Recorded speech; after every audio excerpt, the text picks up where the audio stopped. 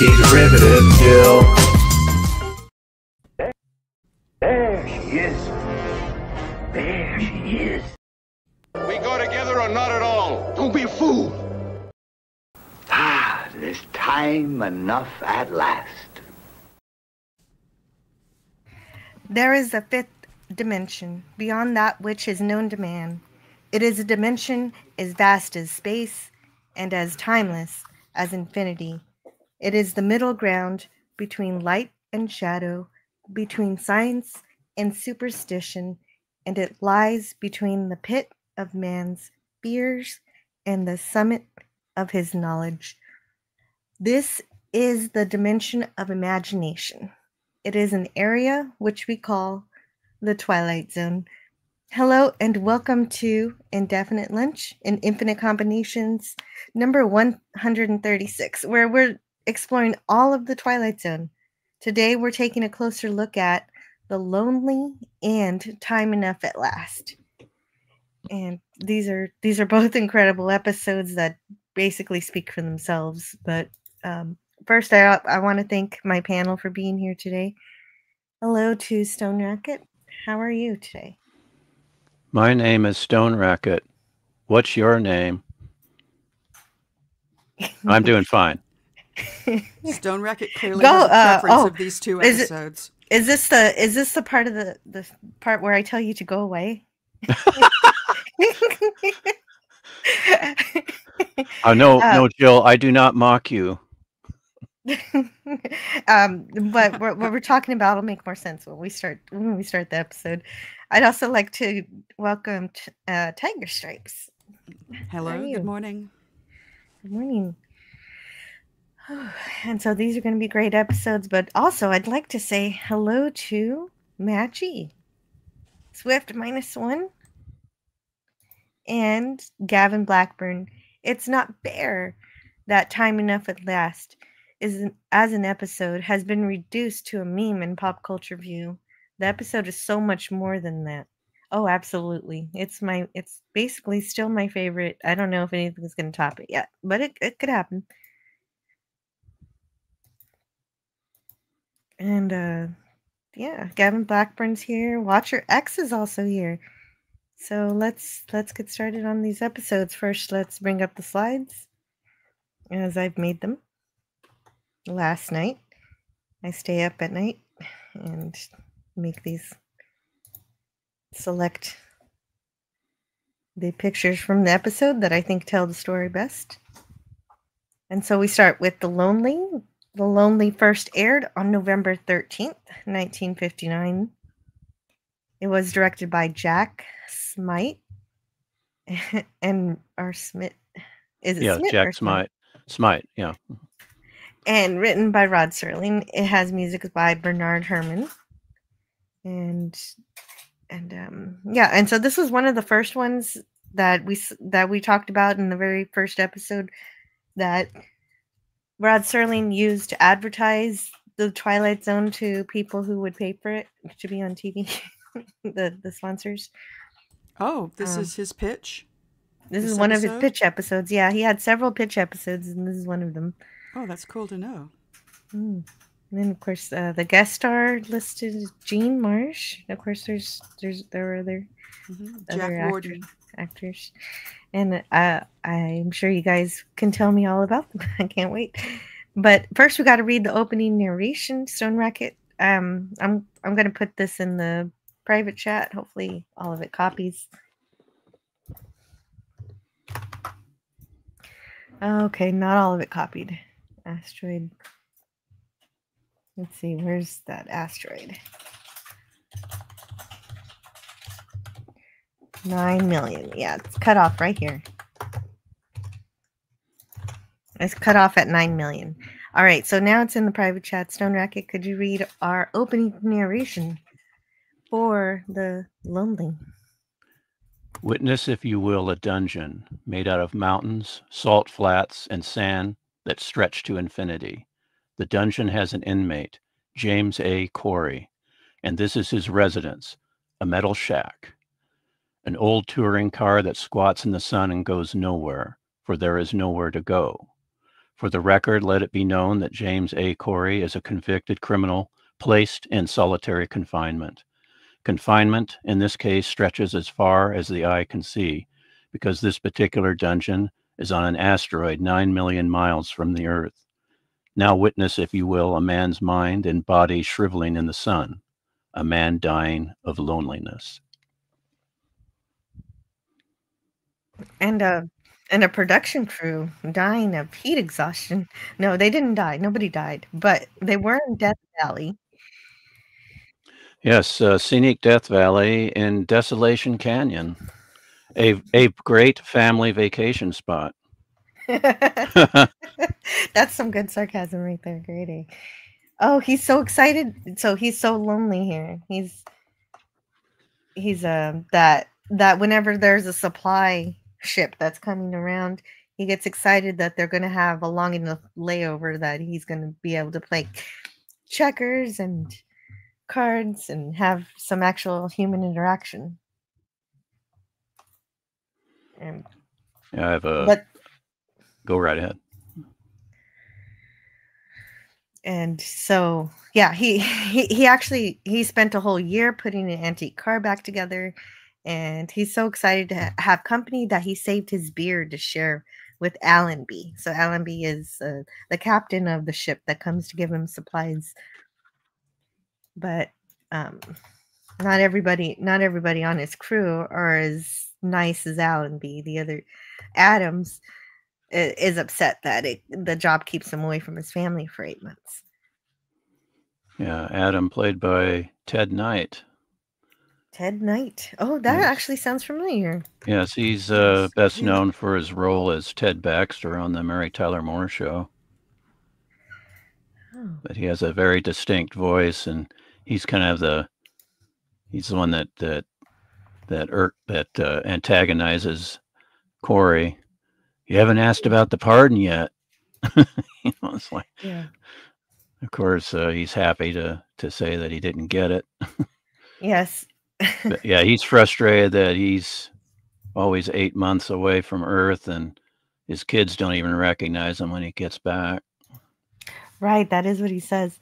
The director, Jack Smite, says, that was unbelievable heat when we shot out there. The temperature was around 130 degrees. Of course, they're talking Fahrenheit. One day, the caterer very foolishly served a very heavy meal for lunch, and about 8 crew members just dropped in the afternoon. George Clemens actually fell off the camera crane right into the sand. Wow. Yeah, I've got a bit from Sterling about that. Oh, please. Death Valley was 116 degrees with a ground temperature of 139, commented Sterling to a reporter. We lost 7 people off of the crew, including the cameraman, the sound man, and the script girl, by 6 o'clock the first night from heat prostration. I thought New Guinea was hot, but it was like Fairbanks compared to what we had to put up with out there. But we got some beautiful pictures there, albeit somewhat over-budgeted pictures. But yeah, they got a lot of great shots, but at what cost? Yeah, they were out there for 2 days, and they just said, it's too darn hot. So they shifted back to MGM Studios. Well, it says here, yeah, exactly. The inside shots are all back at the studio because it was way too hot. Oh, yeah. George Clemens fell off his camera crane right into the sand. I thought he was having a heart attack because he was up on the crane. We were setting up a shot, and he just toppled off. But and as it turned out, it was only heat exhaustion. But yeah, that's how high up was that crane? I don't know. Yeah, director Jack Smite wrote to Serling, I haven't yet had the opportunity to tell you what a distinct pleasure it was working with you. And he says, I spent some time with Joe Gluck, the editor, I guess, after the rough cut of The Lonely, and I'm sure with tightening and your new approach to the opening narration, that film will be fine. I never thought we'd even finish in that 132 degrees heat. Yeah, that's some incredible. Yeah, I don't know if I could stand that. I get upset at 90 degrees. Oh yeah, and then of course anything above 96 degrees, people get really angry at one each other, against each Oh, other. right. That's a reference of where that's a It came Ghostbusters from too. outer space. Oh, okay. No. Oh, I guess there's lots of references of heat making people angry. Because the in Ghostbusters 2, Egon does an experiment on a couple, and it sees how more upset they get when he slowly raises the temperature. Yeah. Gorilla censored thought says, "Hey, keep it down. I'm trying to freeze over here peacefully." I'm not free. I get to be inside, so it's nice and warm. Yeah. But I it is noticed at cold. some point that Jack Warden had sweat stains, and at the time I thought, gee, that's a very nice touch to the costume, but they could have been very real. They could have been real. And very likely Yeah. were. But Yeah, they wanted it to look hot. In fact, I think they added something to make the sweating just stick. Yeah, they Glycerin, what I was imagine. interesting about out there, they would sweat, but it would evaporate so quickly. And like Tiger Stripe said, they use glycerin um, and water for the see it to show it, beat it up on their foreheads and So they whatnot. probably did spray him down to make sweat Yeah. stains. Yeah. Oh yeah, they did In that. his outfit. Mm-hmm. But I love And the then costuming in this episode too. yeah, It's very minimal, it's very budget conscious, but it's very effective. I like have the bars on the captain's collar to designate his rank. oh yeah, And they do show you the gun right from the beginning, which is interesting. Because there's that Oh. old movie adage. the Chekhov's gun. If you show somebody a gun in Act 1, you've got to use it by Act 3. Yeah, Chekhov's gun. Oh, Yeah. I didn't know that was some kind of rule. Anton Chekhov. Yeah, to make it clear, the Anton playwright, Chekhov, the Russian playwright. playwright. Yeah, you got it. Hmm. Thank you. But the helmets kind of look like old school leather football helmets painted And silver. It looks like and they're made out of something harder than that, but they're very, yeah, something that's what it looks that like. they had that then they just painted silver. Yeah. They're effective. It's all very effective. I have a little bit here from Gene Marsh. The difference between New York and Death Valley was the unbearable heat, recalled Gene Marsh. I don't recall any tempers flaring up because of the heat. The entire crew and Rod Serling, who was on the set, wore shorts and T-shirts. Everyone was very accommodating because, well, I guess because I was a woman, and naturally everyone was concerned for me. Jack Warden had a wonderful sense of humor and stuck close to me. He was constantly offering me advice on the set, especially after dark that one evening, to keep the insects away from the sleeping quarters. The makeup man was constantly rushing between takes to keep me from sweating on camera. Imagine a robot sweating in the desert. That's right. Okay, so since she's a robot, they have to keep the sweat off of her? That makes sense. Just like Mr. Spock, if everybody else is sweating, he doesn't. He also lived on a hot world, so he didn't. They would always make sure he didn't look like he was sweating. So because that makes sense. But I wanted to greet the new people here that we got in the chat. We've got Booger 414. Hello to Booger. Booger!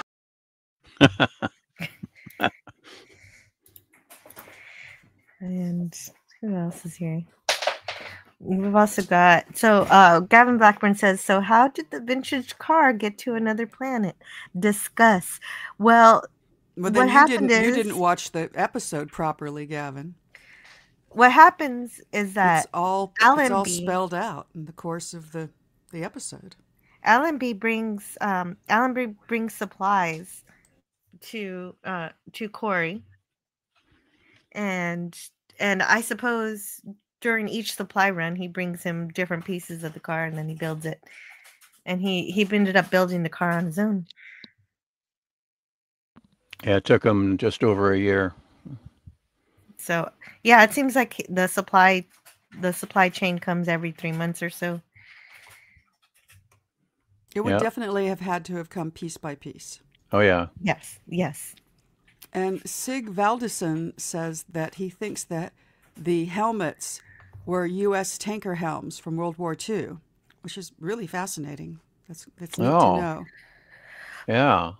Oh, thank you, Sig Valdison. That's Yeah. great to have that kind of insight. Both of the episodes are great. Yes, agreed.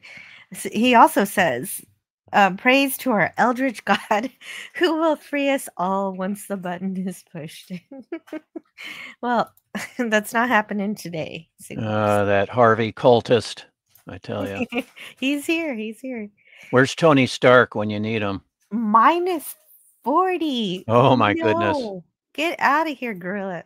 Yeah, he's north of me. That is So insane. it's I wonder what it is in Canada. It's crazy cold. Yeah. Yeah. DJ Knight says, you're out of luck. The sentence reads 50 years, and that's exactly what this scene's about. Yeah. This Adams guy, so excited to tell Corey that he's got no luck. He's he likes rubbing that in. Yeah, he was Yeah. very good in this, just so very annoying. Yeah. What a jerk. Yeah. And I noticed in the end credits, he did not get a credit, which is kind of weird Yeah, because he has lines. yeah. That's usually the union rule. If you have lines, you get a credit. That's true. So I don't know what that was about. It was interesting. Yeah. Huh. That's What do you really? He doesn't have a credit. Let me see. I've always watched the credits. I'm a big credit watcher. Let's see. Oh, well, you're the right. other I don't see it. Okay. Oh, yeah. I guess he Let's is see. uncredited. You're Let's see correct. here. Ted Knight is not credited. And I liked the other guy too, the dark man. He had no lines, but he said a lot with a look. No. Carstairs. He was doing the work. Carstairs. Yeah, James Turley played Carstairs, but did he get a credit?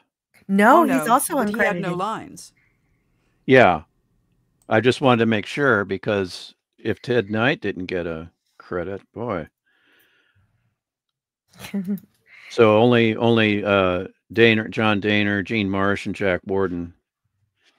Yeah. Yeah. Mm-hmm. And so Corey's describing the intense loneliness and but sends him on the brink of insanity. He doesn't think he can every day. He doesn't think he can go another day. And he doesn't think that he deserves this crime, this punishment. He doesn't think it fits the crime because he insists that he only killed in self-defense.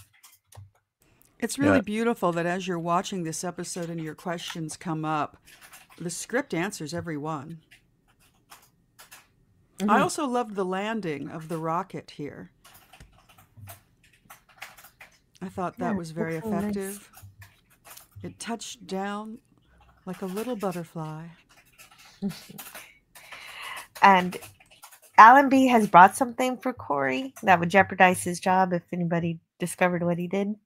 So, of course, it turns out to be a robotic woman, as promised, an android. And you are now the proud possessor of a robot built in the form of a woman. To all intent and purpose, this creature is a woman, physiologically and psychologically. She is a human being with a set of emotions and a memory track, the ability to reason, to think, and to speak. She is beyond illness and, under normal circumstances, should have a lifespan similar to that of a normal human being. Her name is Alicia. I thought that was interesting that she had her end date built in, like a replicant. because Yes. one assumes artificial person could just go on and on. Yes, and I'm wondering if she's also programmed with aging. I was wondering if that was going to be part of it, but we didn't get it. We Yes. didn't get enough time with her to see if that occurred or not. Good old DeForest Research had a objection to the use of the word creature. It says, since creature refers to a living being, this line states that the robot has become a woman and thus is subject to moral laws. The report suggested deleting the word creature, but of course Serling kept it in, like he usually did when they objected to certain words. He usually just didn't change it at all. Well, creature goes to Frankenstein. That's what Frankenstein is called originally, is a creature. Well, Not a but monster. Frankenstein was organic. Yeah. Well, it's true. She's got cogs and wheels, but her outside is very organic. She cries. Yes. That's true. That's true. She is more like a replicant than a robot. But then again, you're right. those tears could be just some kind of oil. I don't know. Yes, and that's Corey's A problem. synthetic, yeah. Yeah, that she's fake, and he rejects her. He doesn't want a machine for a companion.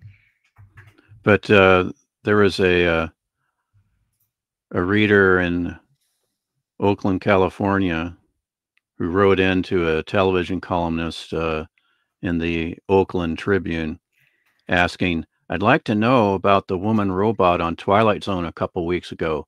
Is there any chance of me getting one? The columnist replied, probably this will come as a terrible shock. What with half the men around saving their money to buy one, but the robot wasn't really a robot.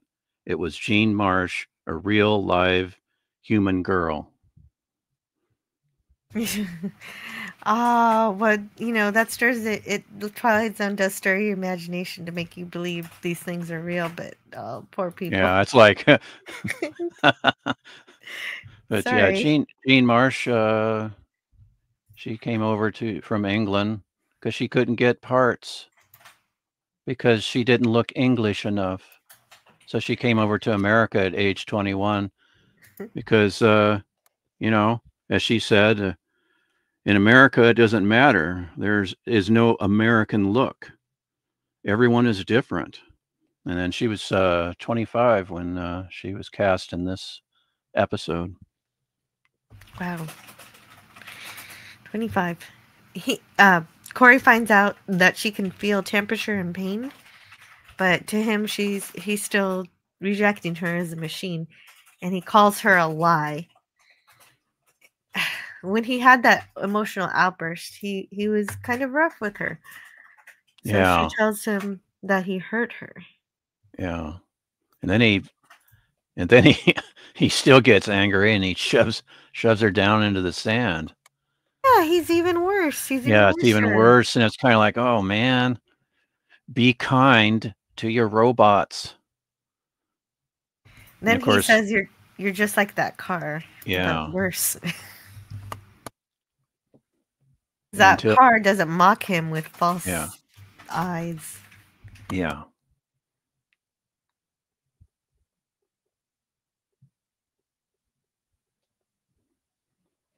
It isn't until once he sees her tears, then everything changes. Yeah, he says he's being mocked by the memory of a woman, but then these tears, they kind of melt his icy heart. Yeah. He just immediately, I'm sorry, Alicia. Yeah.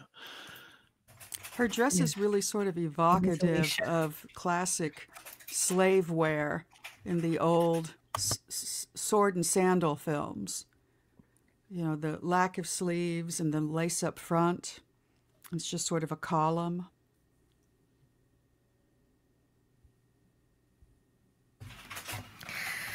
Yeah. Yeah, I didn't really connect with that. I didn't know that this was the but that actually makes some sense, especially how she's treated. Well, she's in wearing a terms- rope belt. That's a very specific choice. Yeah, it does fit in though, and I'm sure they probably not that this is documented anywhere, but they probably got some kind of feedback from some silly executive wanting the Gene Marsh to be all dolled up. And it's like, no, I'm so glad they went with the very simple look. But that's a speculation on your part. You don't know that. It's Hollywood. It's a pretty good No, speculation. it's speculation. I just can imagine in my mind's eye a silly executive suggesting that. Mhm. And so he apologizes to her when he realizes he really did hurt her, that she can actually feel things that he can feel too. Like he says, you're a reminder that I'm lonely and about to lose my mind, and she says she can feel loneliness too. And so they become friends, and he isn't sure exactly what that means, but she basically absorbs anything that he teaches her like a sponge, and she mirrors his likes and dislikes. And she's cured his loneliness, and now he can bear to go on. So every day is not the torture that it once was. And then Corey's teaching Alicia about the different stars, and she seems to be appreciating it. But then she sees a particular star, and Corey says, "That's not a star, that's a spaceship."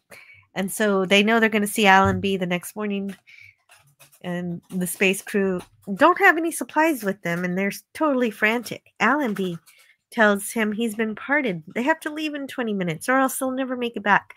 And I guess the enormity of leaving the asteroid. I guess the asteroid is leaving the orbital window, and future travels to this asteroid aren't going to be possible. So now, you'd either have to die on here or go back to Earth now. So it's time to go, basically. But the problem is Corey can only take 15 pounds of baggage with him, and Alicia weighs more than 15 pounds, but he doesn't realize she's not included she's not included as a crew member. He just thinks of her as a woman. So of course you'd think the captain would make room for her, but Allenby completely forgot about the robot. And upon realizing there's no room for her, he starts running frantically around looking for her. And he finds her sitting on the rocks. And did I even? Yeah, I'm sure I did. They're still arguing about, it took him a little while to realize he's gonna lose her.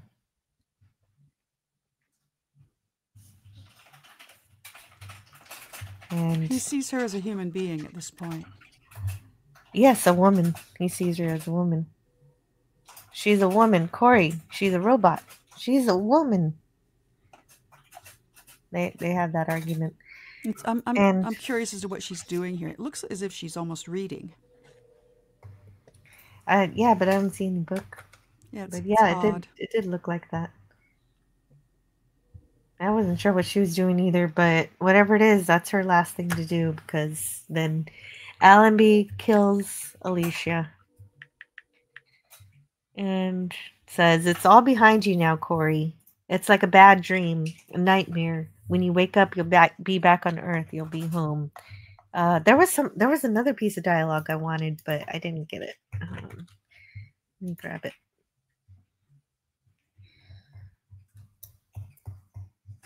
One more bit of dialogue before we read the end of this episode.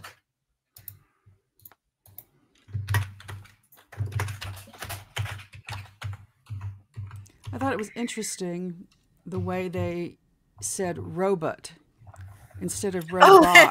Yeah. The way that we do these days. That goes straight to the source of the word, which is Russian. Yeah, you know what? And yeah, robot. He did say robot. Robot. Oh, they both did. I've heard you guys, like, lots of people say it like that, but I just never understood that is actually how people used to say it. But yeah, because the origin was Russian. I think it was from a play. Yeah, Rossum's Universal Robots. Mm-hmm. RUR, and who wrote it? Can't remember, but that's where it came from. And he says, home. That's right. All you're leaving behind is loneliness. And he says, I must remember that. I must remember to keep that in mind. And that's how it ends. And then we have the closing narration, which I'll bring into the private chat for Tiger Stripes to read. Yeah, this ending is even today is shocking. And Carol Kapik Carol, yeah, thank you. wrote Rossum's Universal Robots. Universal and Robot. he wasn't Russian. He was Czech. My mistake. And WikiP says he did not coin the word himself. Oh. Which is his brother did. Oh, okay. Yeah. But he his named work, his brother as the originator.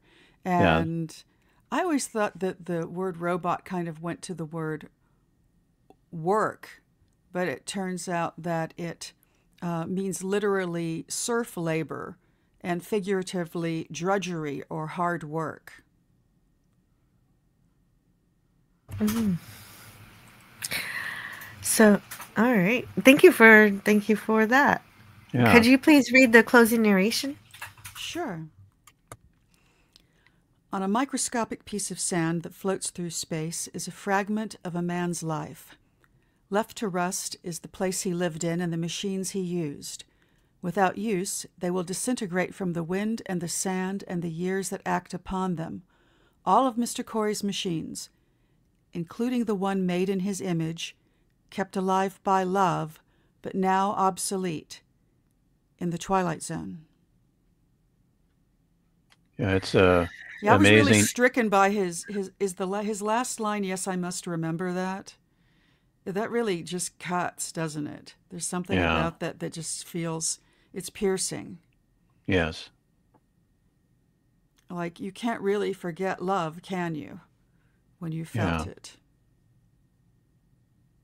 Even if it's gone, even if you no longer feel it, you sort of remember that you had it at some point.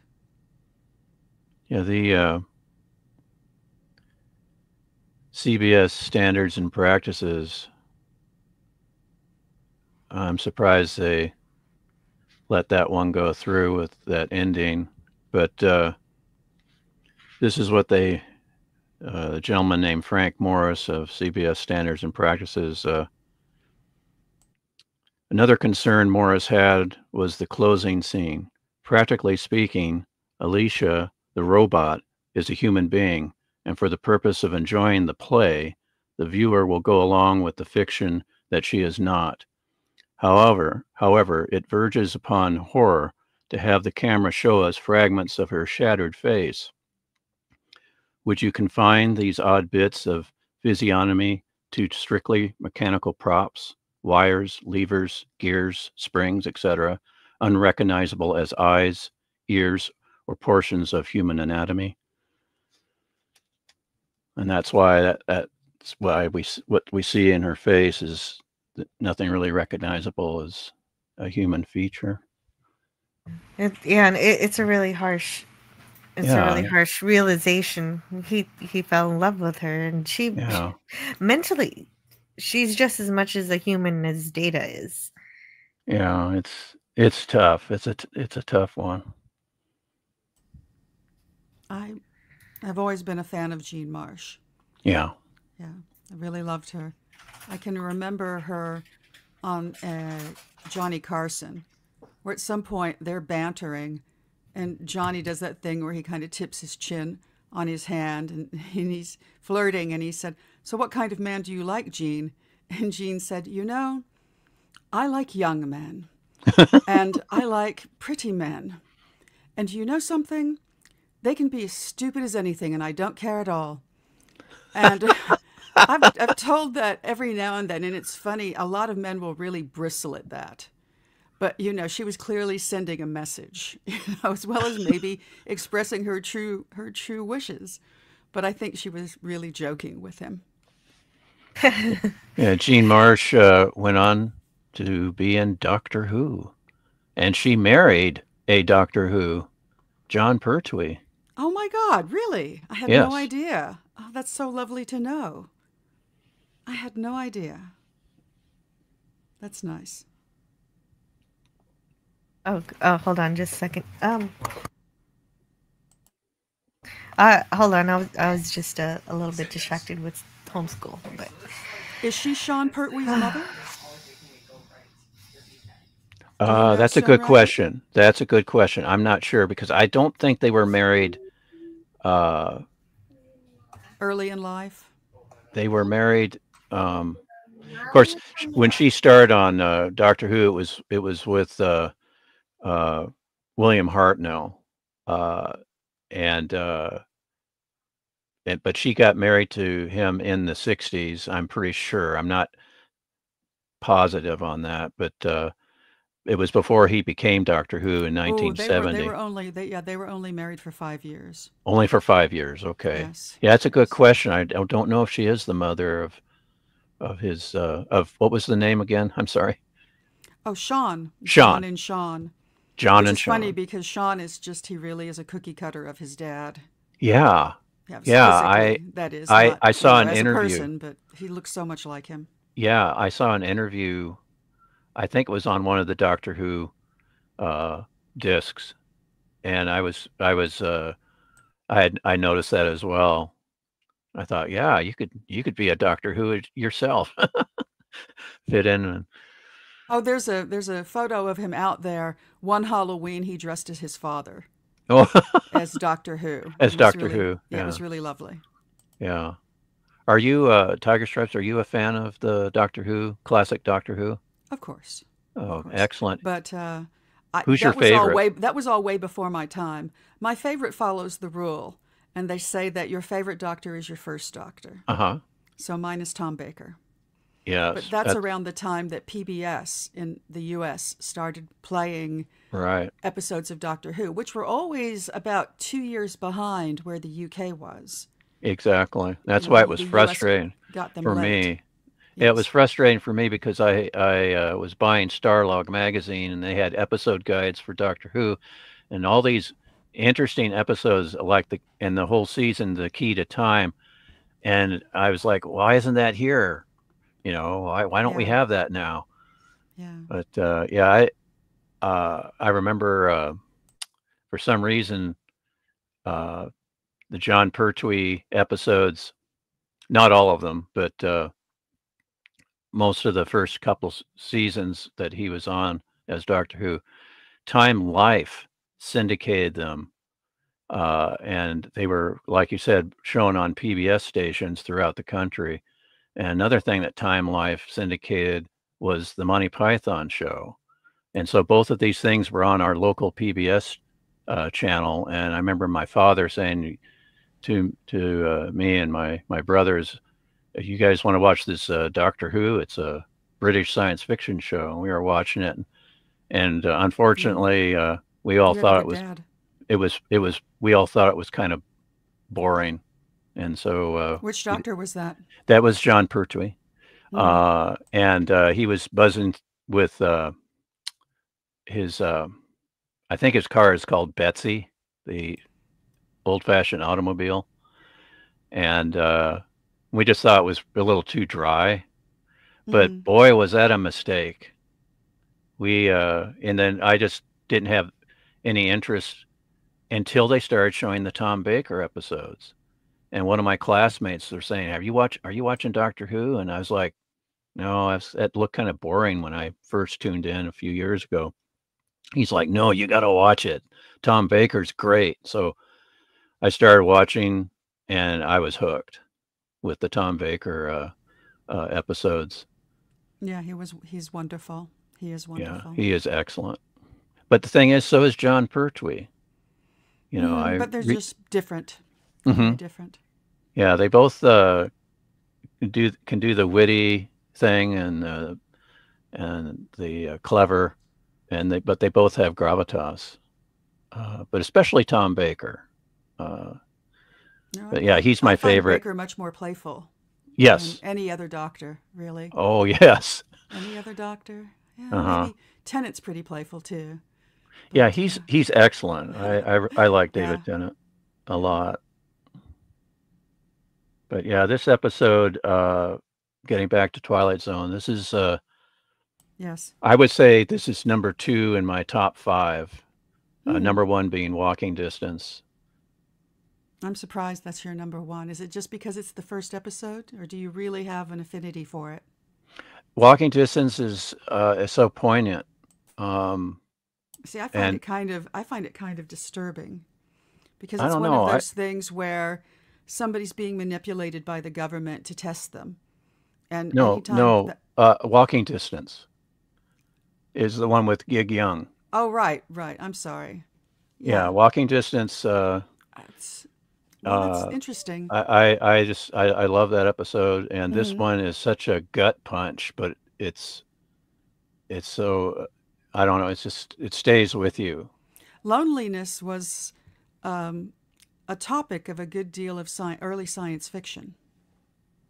Yeah, and that no doubt influenced Serling. I'm glad Hmm. he did this, and I'm glad that the CBS standards and practices let this one go through because it's so powerful. But on my Blu-ray for this episode, there's actually 3 commentary tracks, and the one by Gary Girardi, he talked about an alternate ending where Allenby and his men have to subdue Corey, and he never finds Alicia, and of course the 2 crewmen think he's gone out of his mind, and so they haul him back to the ship.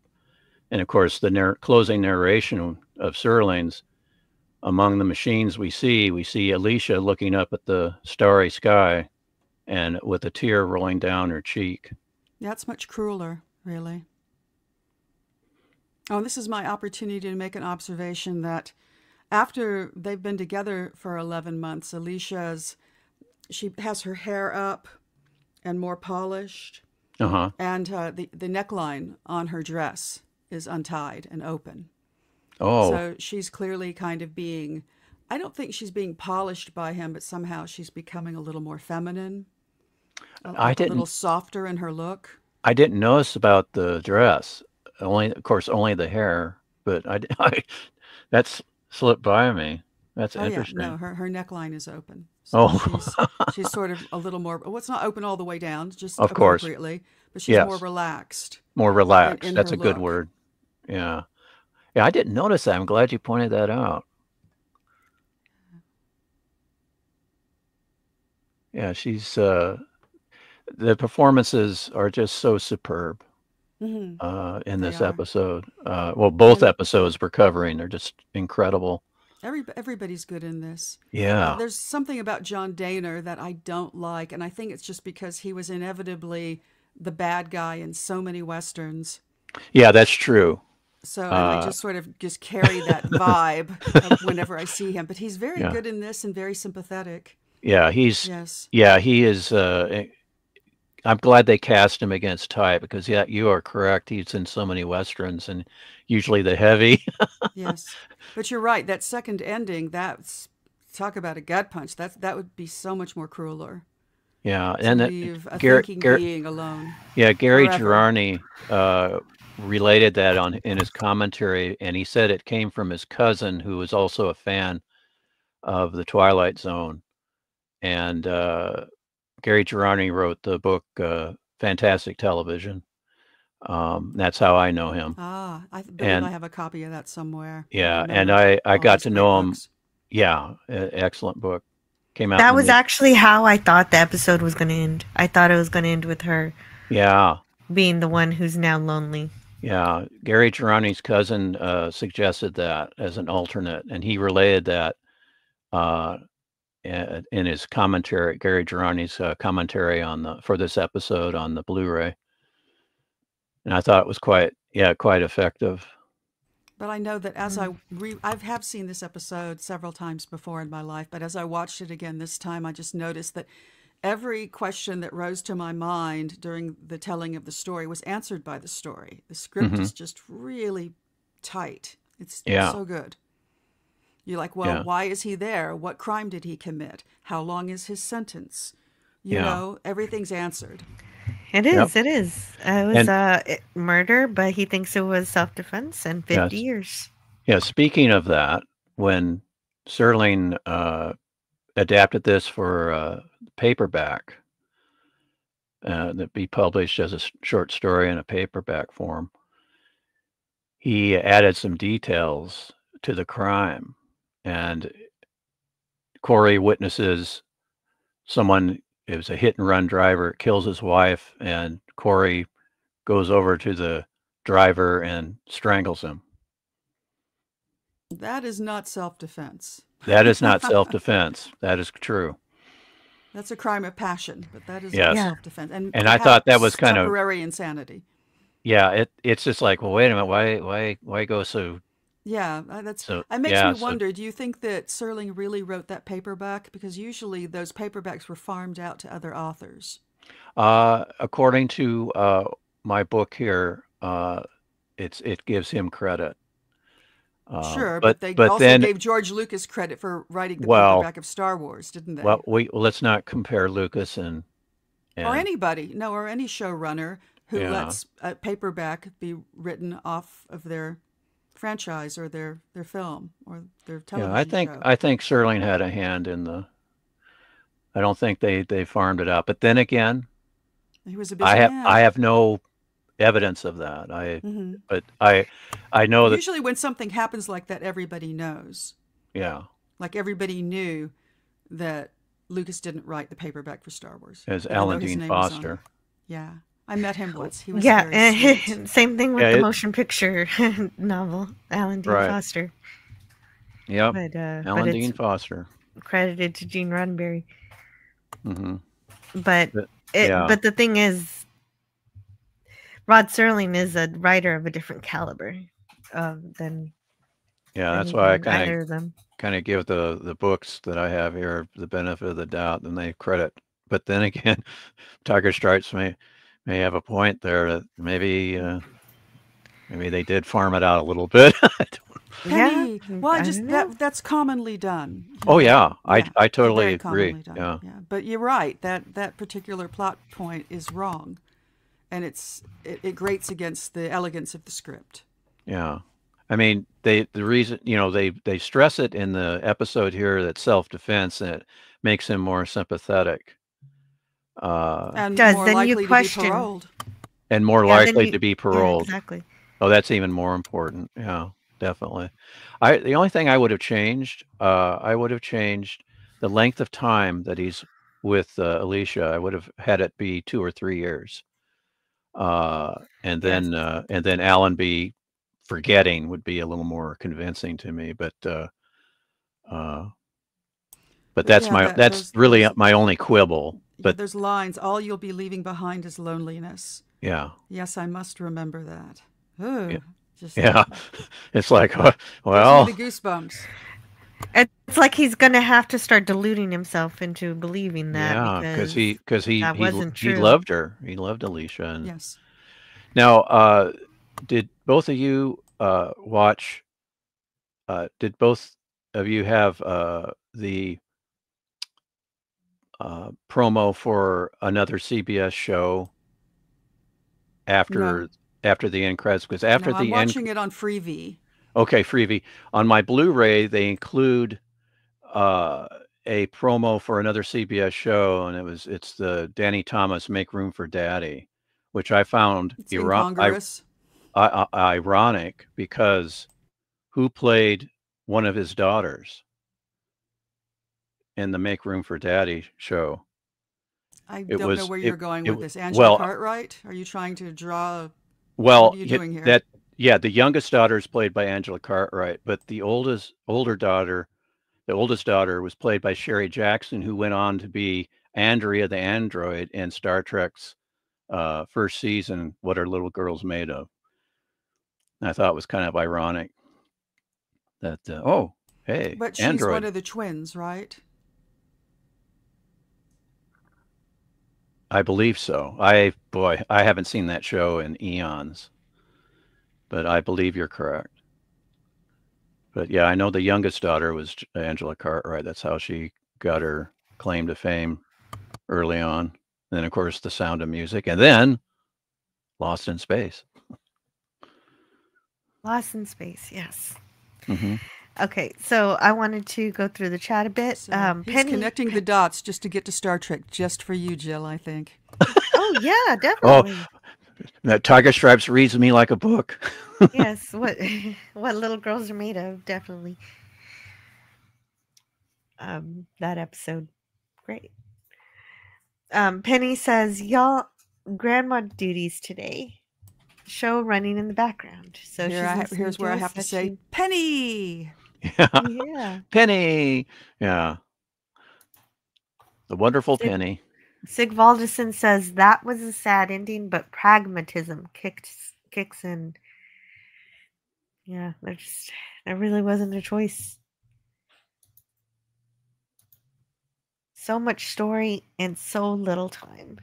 And exactly. It's an excellent script that packs so much. Well put, Gavin.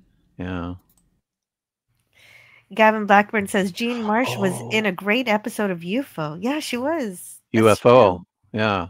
I forgot about that. That's correct. Mm-hmm. DJ Knight says, me too, Tiger. Oh.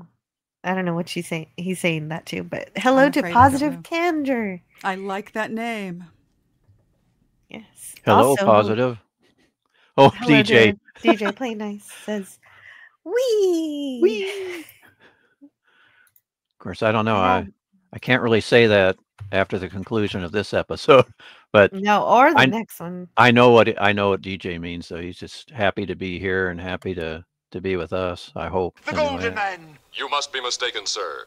The gentleman and I have never met. Whee! Oh my gosh. Oh, that's so funny. Yeah, the old Golden Man kind of zapped the robot, and he's kind of Lulu in that whole part of that episode. He really is. He's so goofy. But hello to James Caserta. And DJ Knight says, happy 20th anniversary to YouTube. Oh. Wow. It's been 20 years. Yeah. Wow. Goodness. My gosh. Why, it was just the other day I had an account. And all right. Okay, I think we're about ready to move on to the next one. Yeah, it's a happy-go-lucky episode. Oh, wait a minute. Yeah. Both of these episodes are intense in their meaning. Time enough. These have that sort of shocky Twilight Zone type ending. Yes. Ew. Heartbreaking. Both are heartbreaking. This episode is called Time Enough at Last. It first aired on November 20th, 1959, directed by John Bram. And for this, he was awarded a Directors Guild Award for work on this episode. What did you say there, Jill? He was not actually awarded. He was nominated, but he lost to somebody that directed a Untouchables episode, according to my book. Oh, thank you for the correction. Yeah, he even makes a reference to that. Let me see if I can find that. Please do. I'd like to have the correct story. Yeah, that's one thing I like about this book. It kind of corrects some of the things that are. Let's see. It says this was the only episode of the series to earn a Directors Guild Award nomination. Regardless of what appears in numerous reference guides, John Brom did not win the award. He lost to Phil Carlson for The Untouchables. This episode, however, helped cinch The Twilight Zone as the recipient of the 1960 Hugo Award for Best Dramatic Presentation. The television program would win the same award in 1961 and 1962. This same episode helped Buck Houghton win a Producers Guild Award. Mm, Yeah. perfect. That's Thank you. nice to know. Thank you. It's That is good to true know. When it comes to the big awards, science fiction and fantasy have really been pushed to the side for a very, very long time. I think the thing that really made the difference was LOTR winning every award for the last film. Yes. But before that, Definitely. no. They just, even if they were nominated, which was rare, they did not win. This episode is just so memorable and haunting and definitely just always stuck with me, definitely. And it comes from a short story by Lynn Venable from 1953 in If magazine. And Yeah. If Worlds of Science Fiction. Yes, and it was kind of told a little blandly, but I guess it caught Serling's eye because he took it and he made it his own, and it's incredible what he did with it. Yeah, according to the commentary by Mark Zicree, the only thing he really took from the short story is the sting at the end, and basically, yes. and he there's really no character development in the short story, and he just went to town with Mr. Bemis, just a wonderful job. Yeah, Henry Bemis, right? Yeah, Lynn Venable is a woman, and she is still alive, according to WikiP. Must be Oh, in wow. her 90s. Yes. Oh, wow. Excellent. Yeah. And they have a quote from her where she said, "Someone once asked me, 'Why do you write these things? Why do you like to scare yourself?' A reporter asked her, and she said, 'I don't scare myself. I scare other people.'" Yeah. Excellent nice. Response. Yes. And it's a hell of a singer too that she wrote, and I just love it. This has music by Leith Stevens, so we've got a new composer here. Music is excellent in this. And the guest stars are Burgess Meredith, Jacqueline DeWitt, and Vaughn Taylor. And we can begin these slides. This is great. This, I don't know if there will ever be. This is my favorite today. We'll see what happens. Henry Bemis is working as a bank teller. And Mrs. Chester, have you ever read David Copperfield? How's that? It's a wonderful book. So, but he's busy reading as he's doing his job at the same time. So he's making mistakes with his job because he's using every second to read. And Isn't that a villainous name? Murdstone. His passion for reading, it really makes me happy, but unfortunately it gets in the way of doing his job properly. They won't let him read in this episode. No, I know. He's so distracted thinking and talking about the book. He shortchanges Mrs. Chester, and she gets her dollar that he missed, and she leaves. And so he gets in trouble for this. He puts up a next window sign so he can keep reading. Yeah, so he can continue to read. It's like, oh.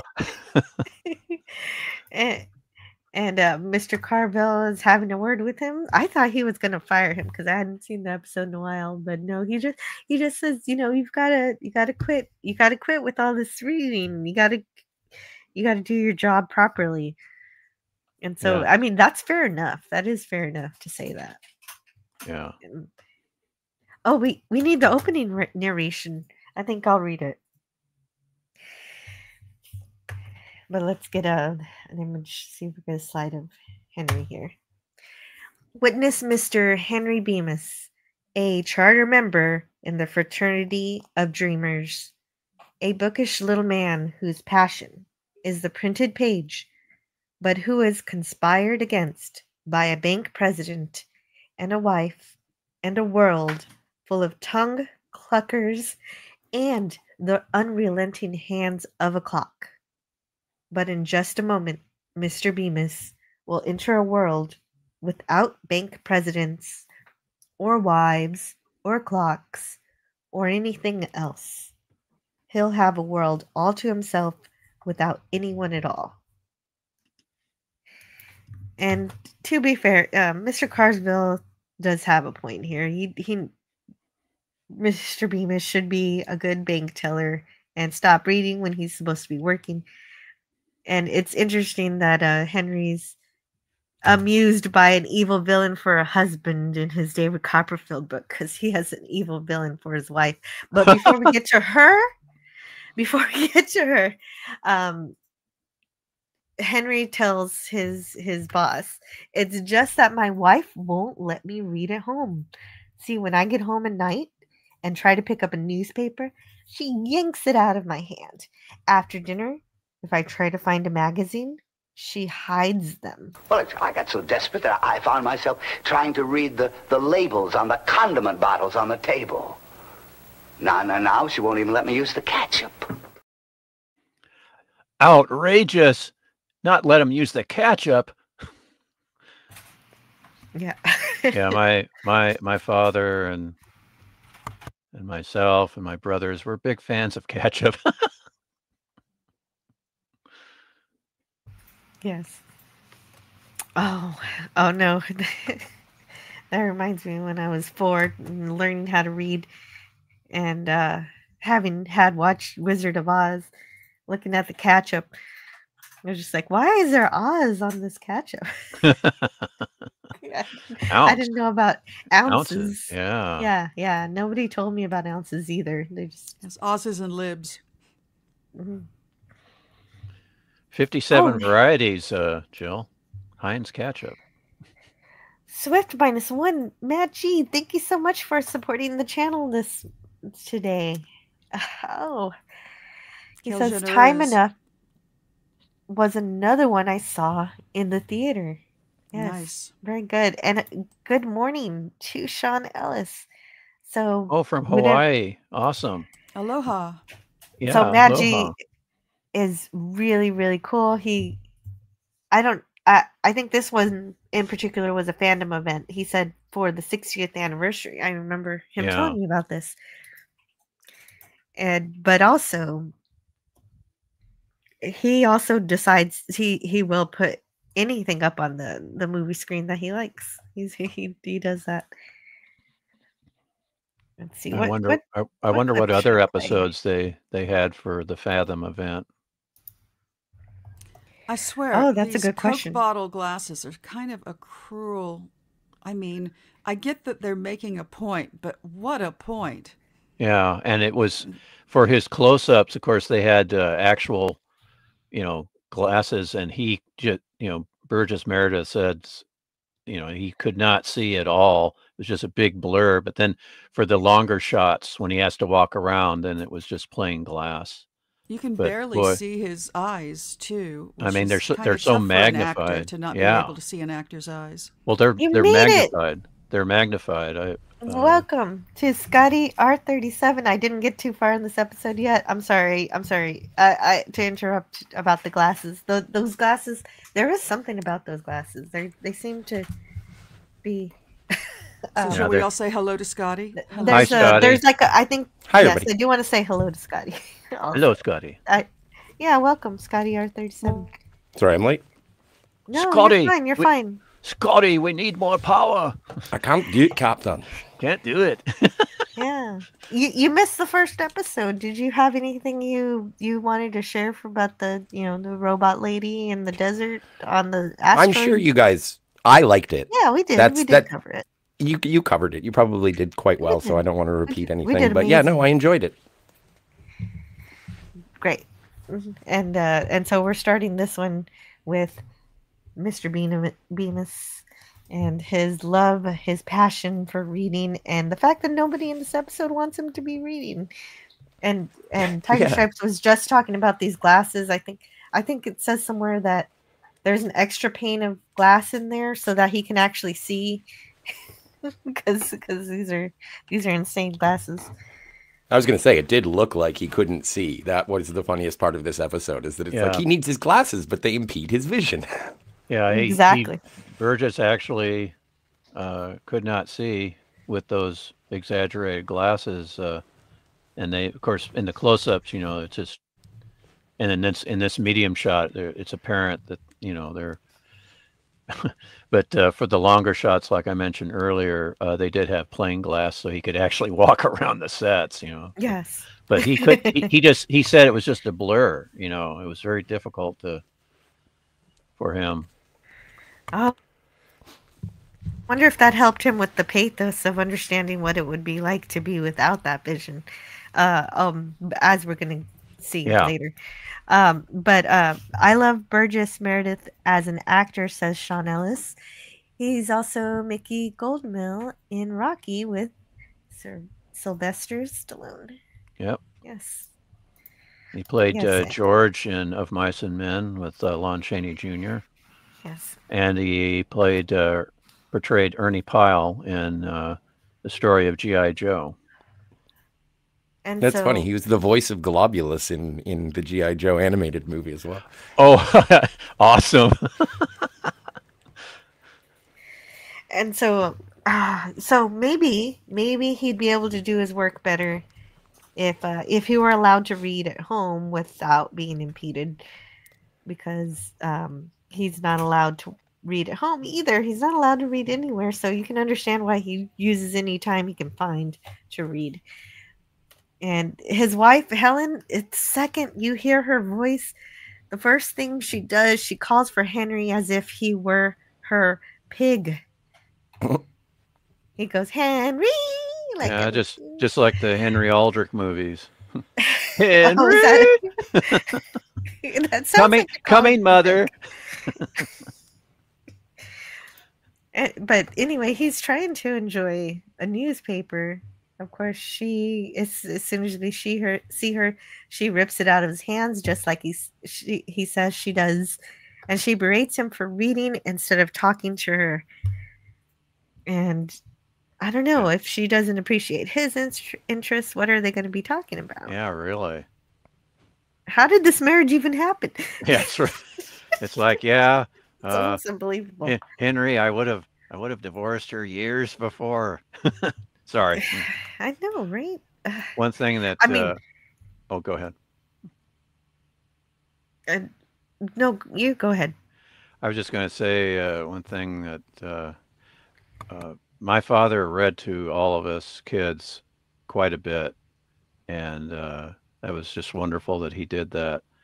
And he, of course, was in broadcasting early on in his career, and he just had a great broadcaster's voice, but he was also into acting when he was in high school and college. And so he wouldn't just read, he would also act out the parts. And another thing that fond memory I have of both of my parents is they would read to one another. If they were reading a particular book, they would take turns reading out loud to each other. And that's lovely to do, and that would be great if he had found someone who shares that method of escapism.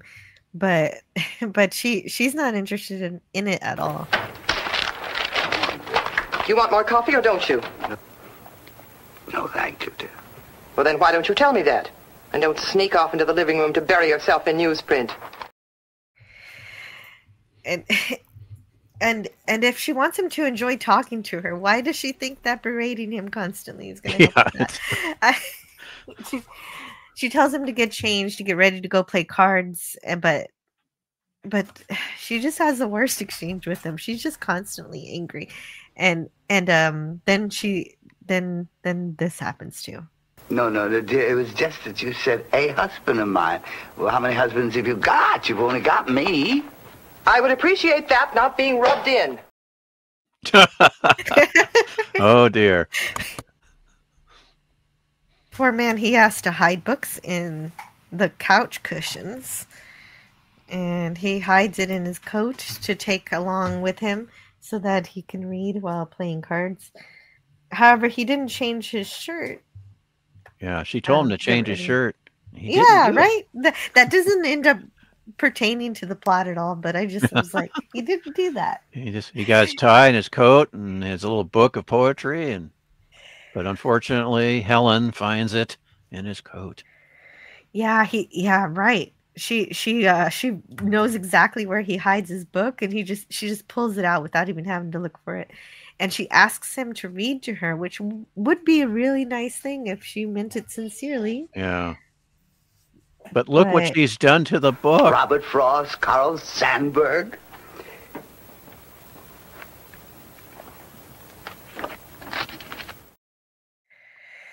Cruel woman.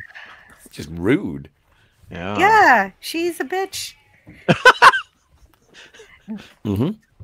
Just to put it bluntly, yeah. Just to pour salt in the wound. Yeah. Then that would have taken a lot of time to X all that out, all those cross lines. Yeah. And then to make it even worse. I say it's I can just doggerel. imagine her I also say it's a waste of time. face as she marked Helen, don't do that for Helen. Please don't do that. Oh, the perpetual bullying of Henry Bemis. Yes. Yeah. Yes. Yeah. Right. And I tried to imagine that too. Is her sitting there crossing those out, just gleefully destroying this book. And the way that Henry picks up all these pages, tries to put them back together. He knows it's hopeless, but he hugs onto this book. And it's just really, if you didn't like a bookworm, why did you marry one? Yeah.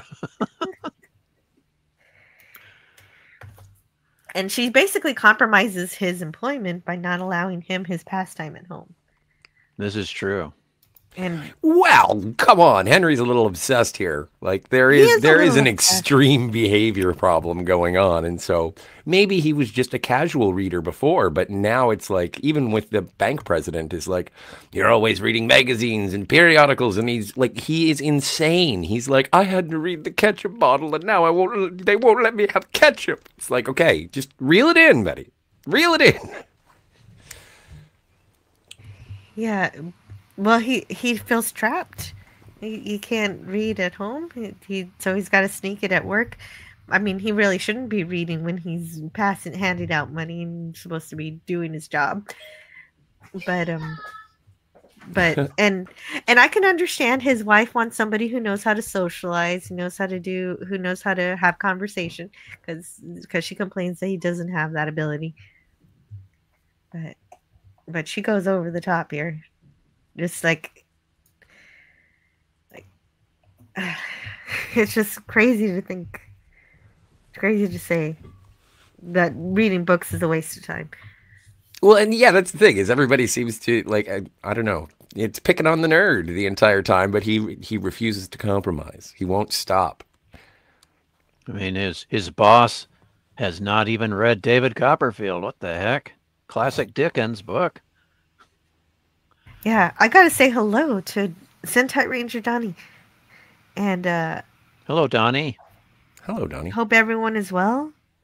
Oh, despite the passing of my maternal grandpa. I'm sorry Donnie, to hear that. I'm so very sorry to sorry. hear that, Donnie. Yeah, I'm sorry too. That's really terrible.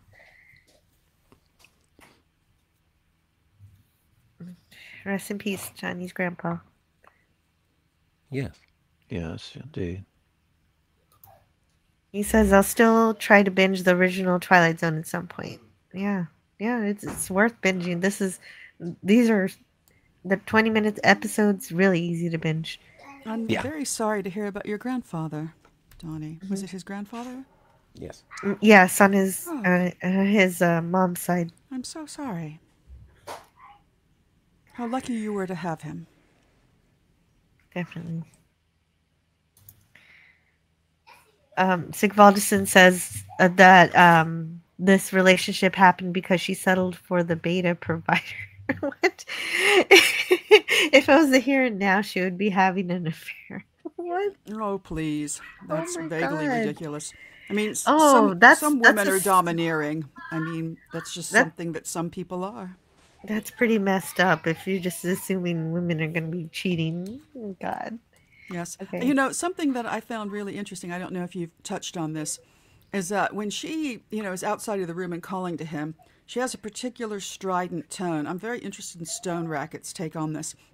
I'm going to get away from the mic. It's Henry! And that is something that's done in cartoons, old cartoons from the 30s. So my gut says that it's probably from a radio show, and I can't find a source for it, but it's before my time. Yeah, it reminds me of films they showed when I was a child on television. But I'm sure there's a specific Henry reference. Henry Aldrich. Okay, yeah. Thank you. Is it would start Aldrich?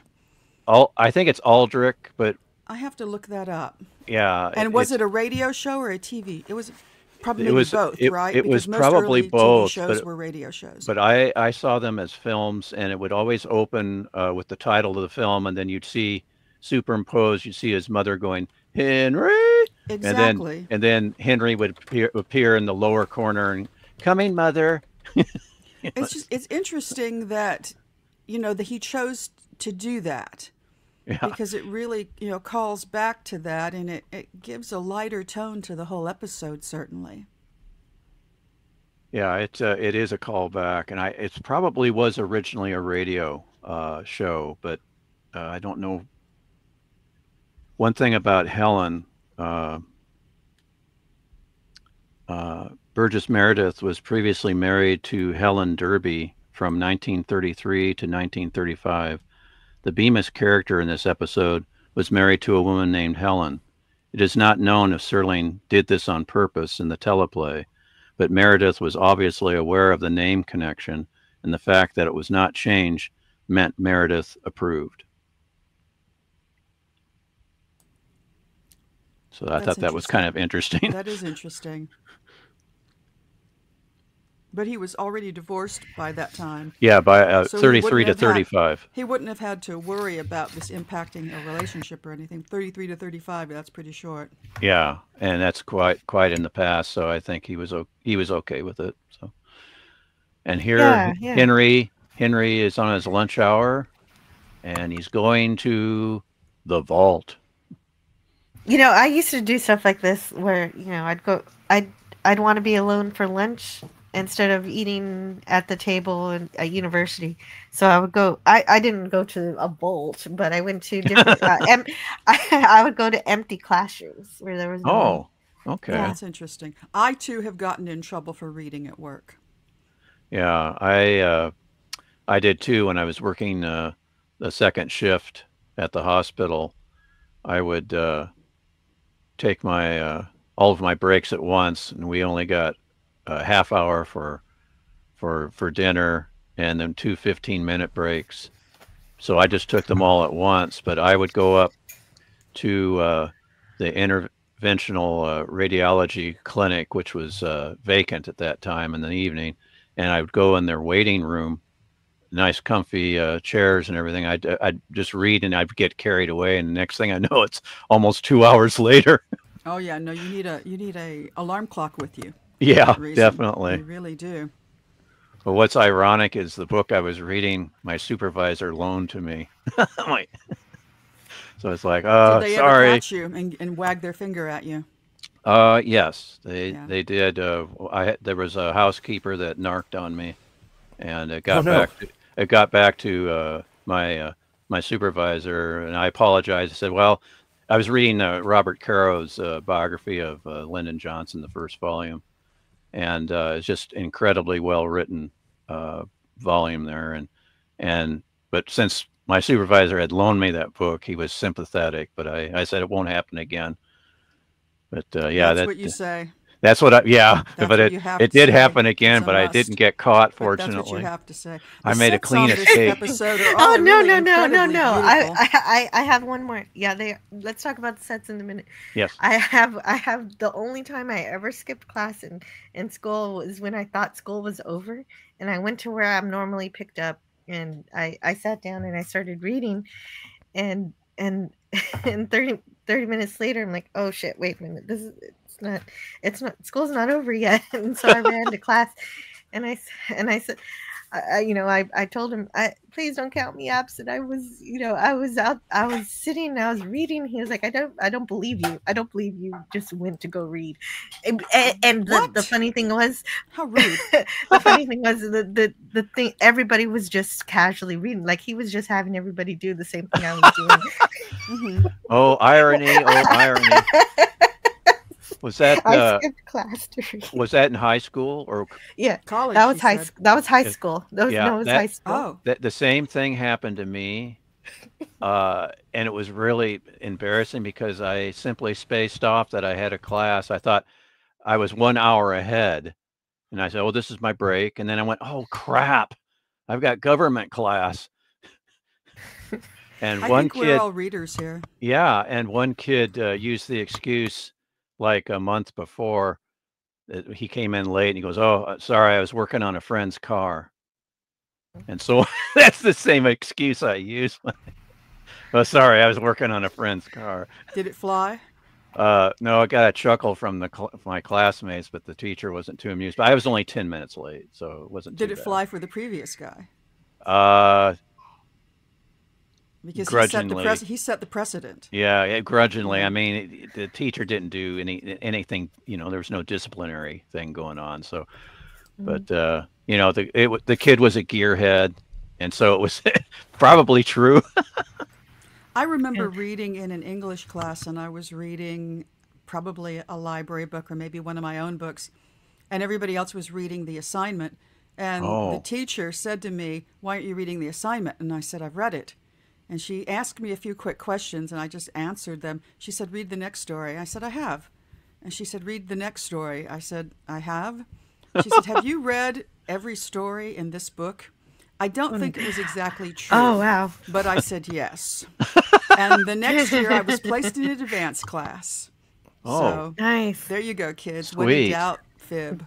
That's basically your Hermione story. It is, isn't it? It is very Hermione. So you were saying about the sets because you wanted to. They're so beautiful. They're just everything in this is beautifully made. I won't jump ahead, but please. Yeah, but just everything. This is a lot of love was put into this episode, except for those bloody glasses, which I really don't like. Because Stone Racket says they magnify his eyes, but by me they obscure his eyes and reflect the studio lights.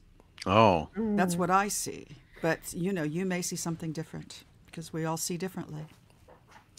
Yeah. Well, anyway, he's gone. He's having his lunch. He's reading. He's found his happy place.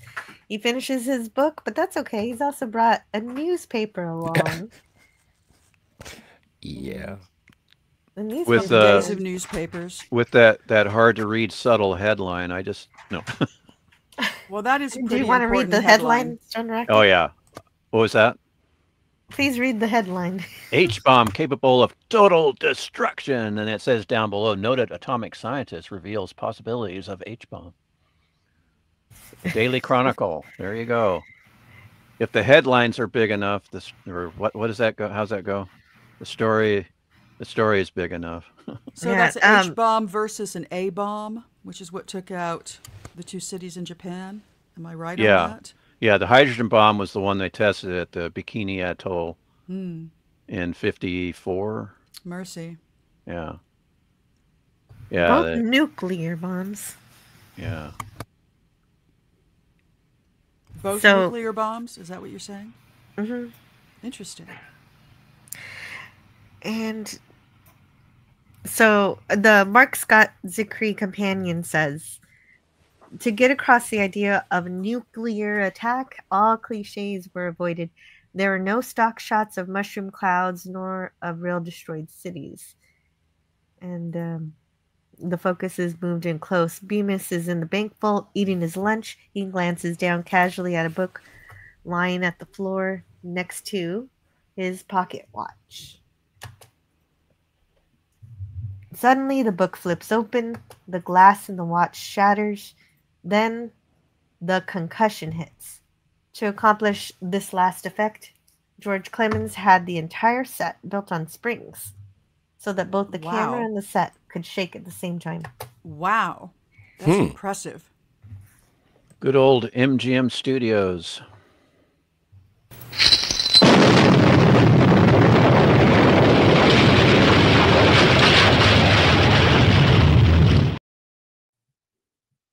Wow, that's amazing.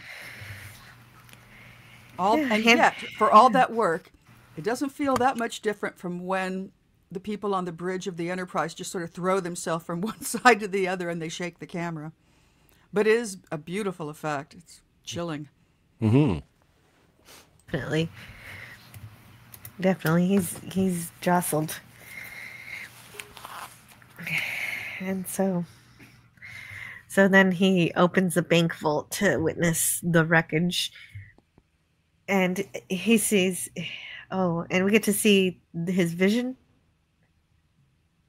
How bad it is. That's bad. It's really, that's a good you can catch see for nothing. you. I'm glad that you pointed that out. I mean, I think I was aware of it, but I hadn't really, keyed to it.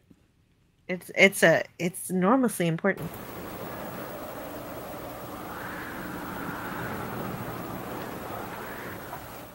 Yeah, that's beautiful. Yeah, that's a neat effect. I'm glad they did that. Me too. But we've got a super chat from Casey's Creepy Creations. $1 super chat. Huzzah! Yay. Thank you so much, Casey's Creepy Creations. Oh, Casey Husowski. That's who this is. He's got a new channel. I need everybody. He's been trying to share his creativity for just the longest time, ever since I've known him. And I'm so glad that he's finally got a channel. This is Casey Osowski? Yes. The famous Casey from the famous Doomcock's chat and member streams? Absolutely. Yeah. Yes.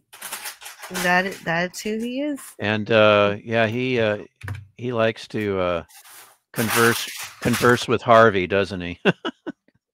Well, who doesn't? Well, don't answer that. Okay. Thank you. I'm just grabbing his link for his channel. I still don't have it in my list because he's new. His channel is new. He's not new. So that stream elements, you can submit things to that so it shows up, or cool. Yeah. Cool. Yeah, I can. Yeah, I'll add him in there when I can, but right now I'm just doing it manually. Okay, that just making sure the link works. He's got a nice little channel going. Good on you, Casey. Yeah. So Jill, very professional. So Jill, has Harvey ever spoken to you? He has, yes. Yeah. He's been creepy a time or two also. Well, he's actually been nice because he said hello to Chico and Harpo a few times. Oh, that's sweet. Yeah, sometimes he's sweet too. Yeah. It's great how Doomcock can switch so on a dime.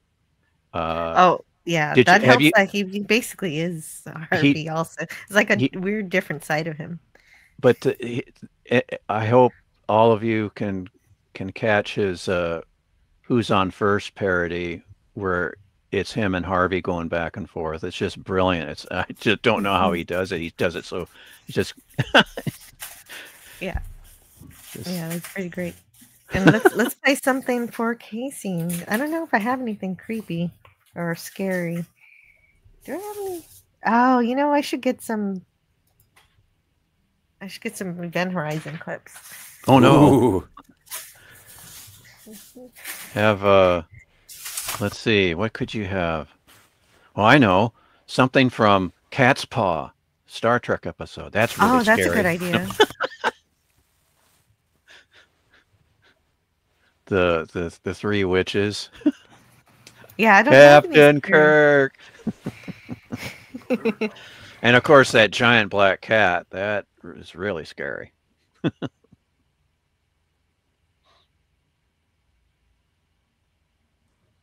And there's total silence. I'm sorry. No, that's okay. That's I'm looking for a video to play for Oh, for Casey. sorry. I'll just play this one for now. How's that for a slice of fried gold?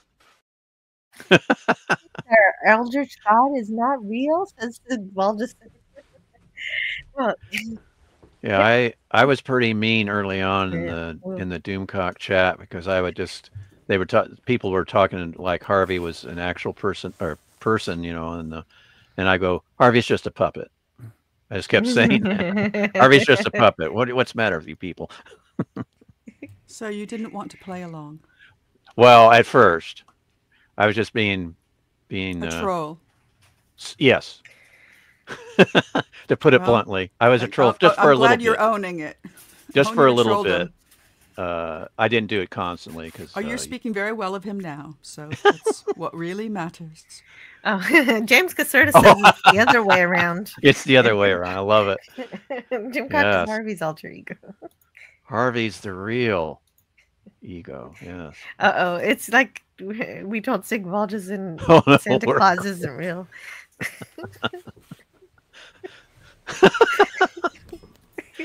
Now we're all getting silly. Okay, yes, this is completely silly. Wait, Santa Claus isn't real? Yeah. Don't even think about it. Okay. So let's get back to Henry Bemis. Yeah. He's these incredible sets. They are spectacular. These sets of complete wreckage, this destruction. He even sees the bank teller has been crushed, having recorded a speech. Oh no, it's his boss. Oh yeah, no, that's his boss. That's it's his not boss, a teller. Not a teller. I mean, I meant to say the bank president. President, yeah. And that boy, that's all you need. That's all you need to evoke death. It's just that hand, and then I'm glad they got that through. Yes, I'm good. I have a clip. Right. These things are basic, above all things. Just the qualities I've mentioned already. Miss Jackson, that's my speech for the Thursday night banquet. Would you type that up in triplicate? Yeah. And that's a dictaphone that Rod Serling may have used himself. Oh, really? Yeah, that's how he did his writing. He would just speak into a dictaphone. Wow. And have his secretary type it up, and then he'd do a polish and present a script. Wow. Yeah. That's amazing. And it really, when that's how he did things. He would be by his pool in his dictaphone, doing all the writing that way. And it just really irked the producer of Night Gallery because he just trudged and trudged away at his typewriter. And of course was terrible. No, he did some good adaptations, but I would beg to differ with Night Gallery. I mean, Serling's work on Night Gallery is still Serling, and it's wonderful, but a lot of Night Gallery is pretty subpar. Yeah, the blind spot. I can't. The producer's name is escaping me. Yeah, they were very much at odds. Yeah, it's Jack. Why can't I think of it? Well, you can always IMDb it. You've got I don't at like your fingertips. I don't like cheating, but I better do it this time. Stop! It's not cheating. It's people. You know, when Jill does her calculations these days, she uses a machine. It ain't cheating. What I do not know, I find out from the computer banks. Perfect. That's exactly right. This is the guy's dead, but his voice will go on. I suppose technically they keep people I see who are survivors, who are waiting for when the shit hits the fan, talk about the EMP a lot. Yes. But this ain't that kind of show. Or is it? Well, look at that. That's spectacular. That is, I'm positive a painted backdrop, but it's really beautifully done. Yeah, it's Jack Laird was the producer. That's exactly it. Thank you. And he did direct A Question of Fear, which is one of my favorite segments. And he did adapt the short story for the teleplay for I Will Leave You Never. That forced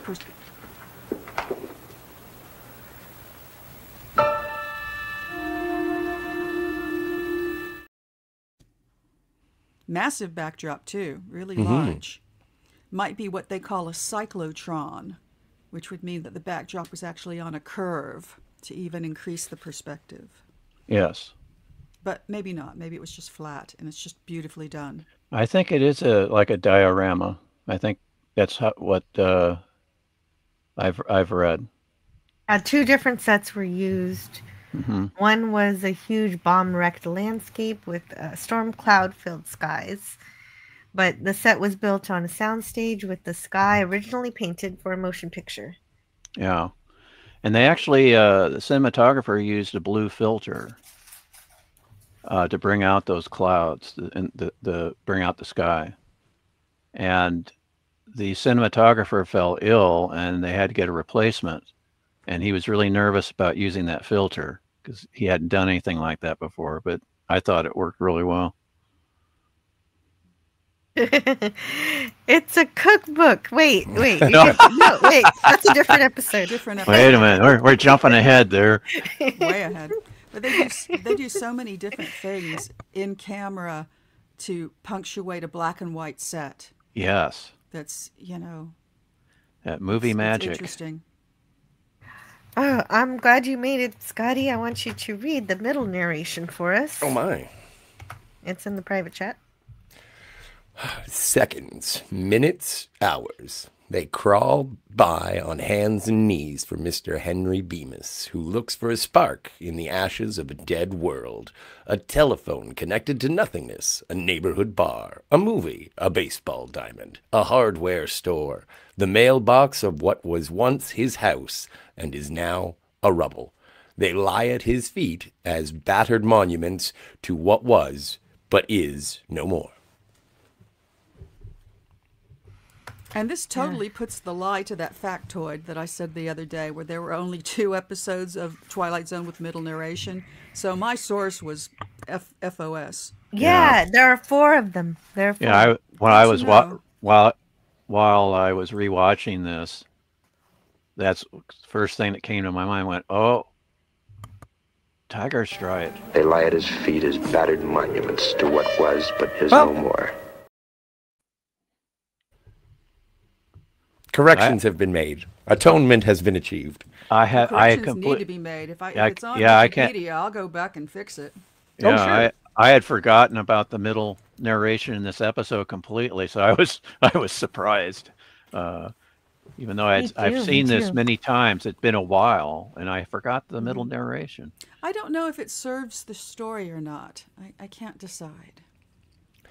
Well, it's difficult, especially when you have a solitary character with no one for him to bounce off ideas. And sometimes, like even in the last one, in Lonely, he was reading the instruction manual to Alicia, to him, and I guess to her. But there has to be something to fill the silence, and him wandering around talking to himself for the entirety of the episode would be a little suspect. I think the last line makes up for it, as they lie at his feet as battered monuments to what was but is no more. I think it brings in the symbology of the episode of everything being destroyed and his participation in that, and what he's having to face. Everything that he once knew is gone. And here he's realizing that the vault is how he survived the blast, but with no one else around, he isn't so sure that's a great thing. Think if it is, though. Think if it is. I'm not at all sure that I want to be alive. This is beautiful work by Burgess Meredith. He's such a good actor. Yeah, and it's a really dark place to be in, and he puts you in it. Yeah. He puts you in that thought. Would you be able to live if you thought you were the last person around? But he finds canned food. He realizes that physically he can survive for a while eating it. I mean, he doesn't note the fact that eventually the stuff's going to expire, or some of the stuff could be totally irradiated, or he could be also irradiated. Oh, let's not talk but about that. but then this episode doesn't that that's never bothered me before, only because I'm reviewing it. Does that stuff jump into my mind? Some of that canned stuff will last for years and years, Jill. This is true. Like all those cans of beans, for instance. No. But maybe he just doesn't think that far ahead. And Yeah. he's just like, oh, I'm gonna survive now, and that's good enough. And Yeah. so he's trying to convince himself that because he won't starve, that he's so lucky, but his acting belies the words that he's saying in a good way. He knows he's not fortunate. He knows this isn't a lucky thing that's happened. FKHC 2005 says, I wonder what the fallout of him being the last man on Earth, what the fallout is of him being the last man on Earth after a nuclear war. Is that a pun? Fallout? It might be. Yeah, and that is something I would wonder too, if what happens didn't happen. But he has one good night where he's like, okay, I'm fed. I got cigarettes. I can sleep on this couch. I'll worry about. Go ahead. I don't know if he's ever going to be worried about shelter, or if he's just going to use the voltage shelter. He falls asleep smoking, which is extremely dangerous. Yeah, you don't do that. He didn't even put out a cigarette either. Yeah. Definitely noticed that one. And maybe that's to show a bit of his carelessness. Well, I mean, I'm sure he's exhausted, but don't smoke in bed, kids. Yeah, well, just don't smoke. Well, if you're a kid, don't smoke. Yeah. Yeah, don't smoke. He honks the horn. Yeah. No, nobody hears it. And it shows a lot of. I mean, he hasn't gone very far to prove that he really is the last man on Earth or anything. Yeah, he's got to make his way to Australia because there's people there. Right, but the desolation is still enormous. Yeah, sorry about that. No, that's okay. You're right. I do question things like that. I was thinking of On the Beach. Oh, right, yeah. Yeah.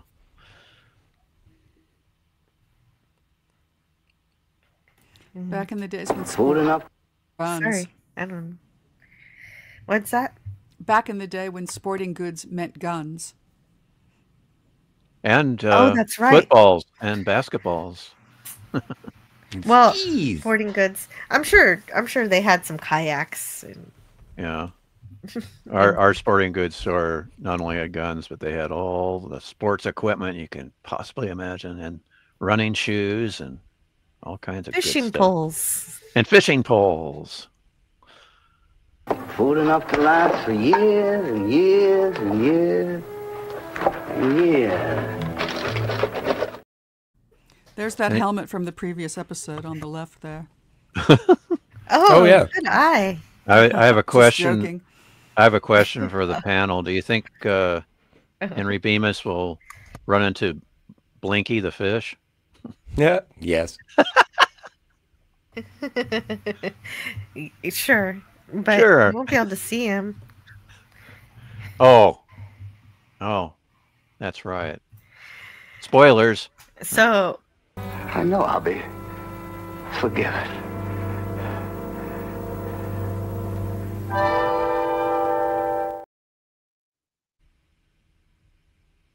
finds a gun. He even considers ending it, which is a super dark thing that they're showing here.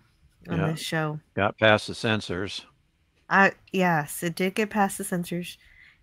But he does talk about how it is a sin. He didn't say it, but he says he's sure he'll be forgiven. Yeah, because of the circumstances. But fortunately, he sees that fallen pillar with the public library sign. Right. His savior. Well, and torture. Yes, exactly. Spoilers. No. So he drops the gun. He heads over to the library. And yes, I know what happens, but I want to feel a bit of his euphoria. These books are littered everywhere. This is his rapture. All the books he could ever want. He's saved and content. He starts stacking them to decide what he's going to read each month. The wonder of having more books than he could ever read right at his hands. The first thing I'm thinking of is a shelter again. You got to protect these books. Where are we going to put them? But this last sequence was, of course, filmed outdoors on the MGM lot, and these stairs were used in some kind of Roman epic, and they'll appear again in another Twilight Zone episode or two. Nice. Another thing they had to do, they had to redub all the Burgess Meredith had to redub his dialogue because of noise during the actual filming that interfered with the soundtrack. You definitely want the background to be I didn't realize that. During these shots. Yeah. Yes. Well, I'm glad they fixed that. All that he could ever want to read, and... Books! Books! All the books I'll need! All the books I'll ever want! The wonder of having more books that he could ever read. And he's the kind of person who won't ever feel alone because of these books, and I kind of know that feeling when I could always connect with the book. And he takes in all of that joy. He's even hugging the books. And the year after that.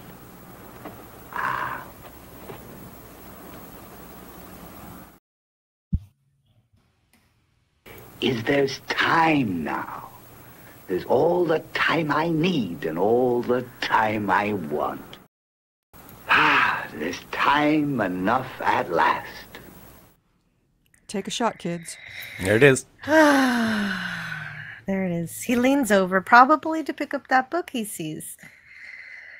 And his glasses fall. And they're made of real glass. Yeah, he stumbles a little. Or, fumbles a little. He is a little clumsy. Yeah, well, he slips, and then that causes the glasses to slam down the concrete. They are shockingly brittle for Coke bottle glasses. Yeah. Yeah, but maybe he's just dropped them so many times, and this was the last time he could. Well, and then I do like the...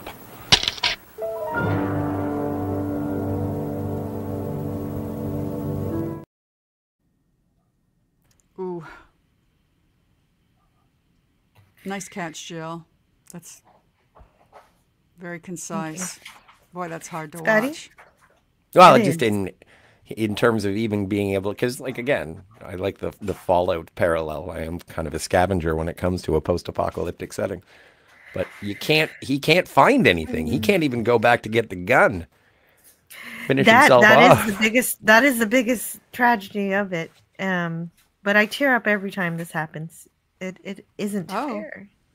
I do. I was like, I'm reviewing it. It's not going to hit me. It still did. That's not fair. That's not fair at all. There was time now.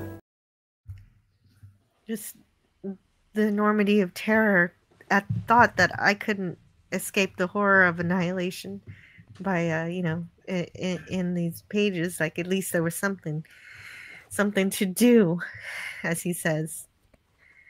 And it fills me up with sorrow every time. Gratefulness also that I can see And also grateful that as humanity hasn't decided to destroy ourselves just yet. It's early yet. It's not going to happen. Okay. We're good that way. I have some correspondence reprinted here in my book between Burgess Meredith and Rod Serling. If that's okay if I read some of that. Please do. Burgess Meredith sent Rod Serling a telegram.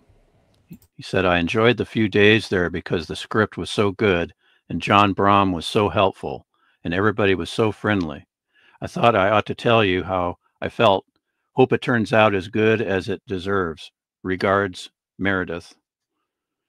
And Rod Serling wrote to Burgess Meredith, you did a superb job for us, and from the rough cut, I'd say that this is one of our most effective shows. Thanks and bless you, and should you ever need a writer as a kind of a personal sideman, may I volunteer? And that's great. Yeah, Burgess Meredith at a tribute for Serling for the Museum of Broadcasting in 1984 said, I'm very grateful to Rod Serling. He provided me with several of the best scripts I ever had the luck to perform. In one case, the role of Mr. Bemis. There isn't a fortnight goes by I don't hear a compliment about it. Year after year, Rod used to have a part for me every season, and every one of them was extraordinary. Yes. And that's awesome that this started that friendship and that he came back for more. Oh, yeah. And then he even got to narrate the Twilight Zone movie. Awesome.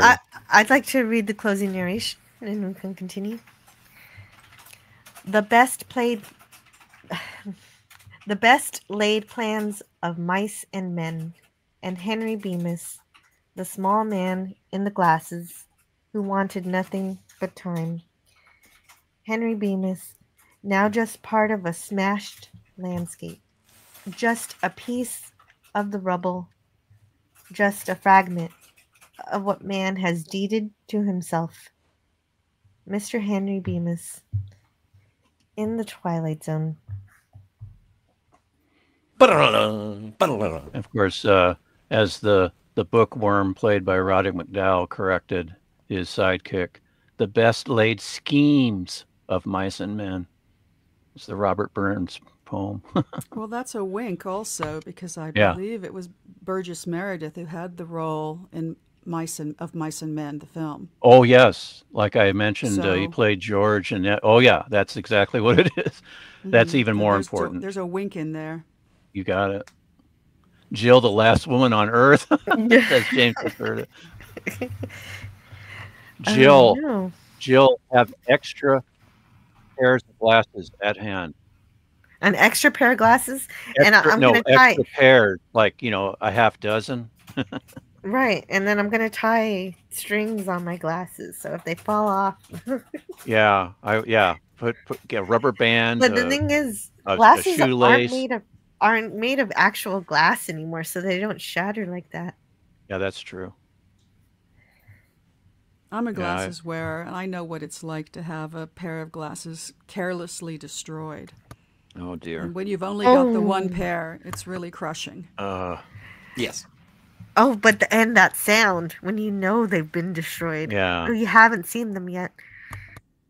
Yeah, great Foley work here. Mm-hmm. Fortunately, even though I'm pretty blind without my glasses, I can read because I do need to take my glasses off to read. Oh, wow. I mean, if I hold the book out a little more, further, it's comfortable, but I'd like to have my book closer, so I need to take my glasses off. I've had reading vision for most of my life, but it's leaving me now. It's quite distressing. Oh, no. Yeah. Okay. I'm afraid of that. I wear glasses, but my prescription has been pretty much the same since I was a kid. So. Oh wow! Lucky that way. You are very lucky. Mine's just change and change. Yes. You know. Yes, mine progressively Changes a bit, worsened, but not and much. I was looking forward to the day when it would just stop worsening. And then now that I'm getting older, it's now improving.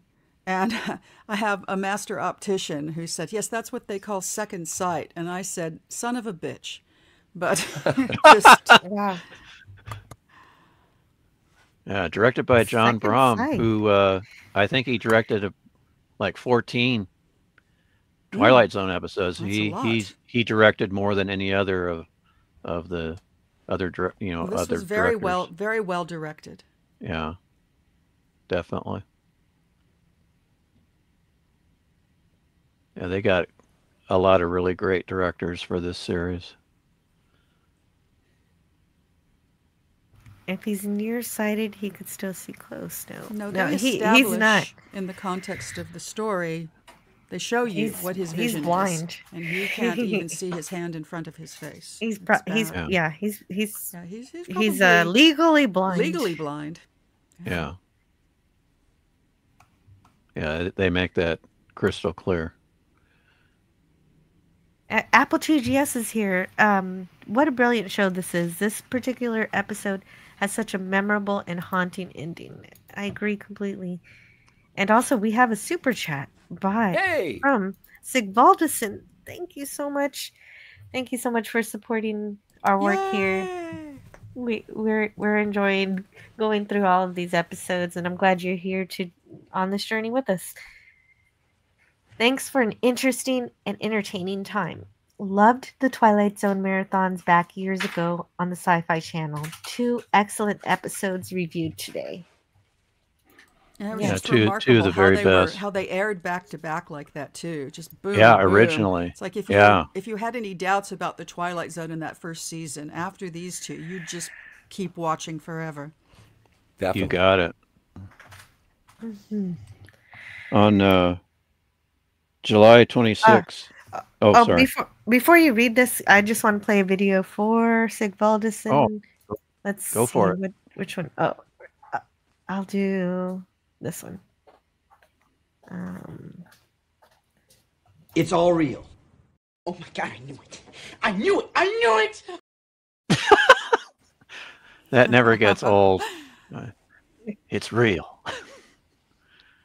This one little bit here from Serling. On July 26, 1960, Serling replied to a fan letter to J.E. Wolfe of Knoxville, Tennessee, who felt offended by the production of Time Enough at Last, though she commented how beautiful the story was conceived. Serling replied on October 26th with, quote, "We were attempting irony, and in the view of many of the audience, we created only sadism," unquote. Well, and that's the thing that I was waiting for in this episode. Like, it's obviously beautifully performed, but usually there's a reason that you punish a character like Henry. Like, he does stuff that is, it's his fatal flaw. It's the reason that he gets his comeuppance. But watching this, I don't feel like he's put upon and bullied by the people in his life, and they try and rob him of his greatest pleasure. Then the world ends, and he gets what would be a prize, or at least a redemption of some sort. Not even redemption. He didn't do anything wrong. He gets what he's always wanted, and then it gets taken away. And obviously I had heard about this through pop culture and whatnot. And so when I was watching it, I was like, oh, I guess Burgess Meredith is going to be some kind of a jerk. And he's not. He didn't do anything to deserve this fate worse than death. And like the only thing that even remotely comes close to it is contemplating ending his own life. But he doesn't go through with it. Is it because he's selfish now? I didn't understand. Like, so basically when I was watching this, I was like, okay, I know his glasses are going to break. And as the story progressed, I was like, why are they going to break his glasses? Don't break his glasses. He didn't do nothing. And so I don't like this episode because I don't think he deserved it. course Oh he yeah, didn't deserve it. that's the point. That's the irony of the episode is that he didn't deserve that to happen, but it's the cruelty of life. Yeah, The it's randomness too of life's cruelty. Yes, For sure. it's Like, and if I- heartbreaking, and it's If not I had- fair, as he says. If I Which I hadn't think- seen this before and I didn't know the spoiler, it would have been a heartbreaking, moving episode. But as I think it was someone early on in the chat who said that it is a beautiful episode, but it's sort of been marred by everyone knowing the ending. Like pop culture has absorbed it and now it's more of a punchline. And then when I watched it, if I had been struck by the ending not knowing, it would have touched me in a different way. But this one was just watching a man to his inevitable misery. And I didn't enjoy the experience aside from the performances and the construction, the direction of the episode itself. It's just that when it did finally happen, what I knew was going to come, I felt badly for Henry, and I didn't understand the point of the episode at all, except for what you're saying, the random cruelty of what life. Serling says about irony, because I do feel like a lot of the first couple, the first 2 acts of the episode, they're setting it up as a comedy. The guy is sort of a nebbish. He's hit hard. He's got one pleasure in life, which his wife wants to deprive him of because she's a bully and domineering. There's a lot of comic overtones there classically. And I think the reason that it does fall so hard is probably due to Burgess Meredith's acting. Yes. He just really sells this. That's the thing that makes it that it's no longer ironic. It is tragic. Yeah. It is. It's a tragedy. This episode is a total tragedy. There's total destruction, and he's given the opportunity of given his ultimate escapism that would allow him to live with being alone. Yeah, I was lucky enough to when I saw this episode in syndication in the mid 70s.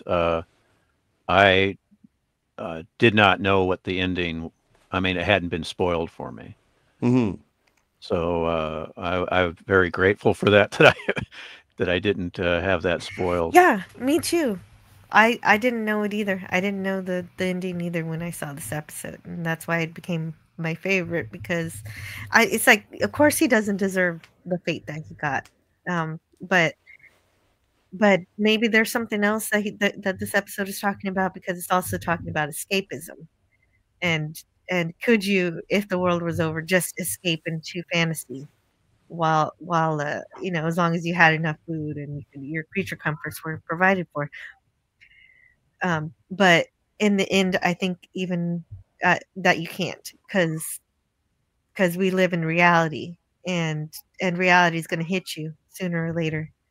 Yeah, if something like this happened to me, if I was, deep underground somewhere, and then I came up and saw everything destroyed, I'd head north to Canada to try to find Scotty and PvP. That's right. Yes. If we had more than 20 minutes to explore the idea of being the last man on Earth, those would be an important points to get away from the fallout, get away from the radiation, try to find people, try to see if you can find some kind of shelter and water and more sustainable way to eat than just rummaging. Get some supplies, a big frame backpack, and start hiking north. Mm-hmm. To Canada. To Canada to find Scotty. To find Scotty and PvP. And Canadian Spider-Man. Canadian Spider-Man. How could I forget? Oh, yes. We need someone to chop wood. We need our superhero. There you go. But yeah, no, I don't hate this episode. It's my favorite.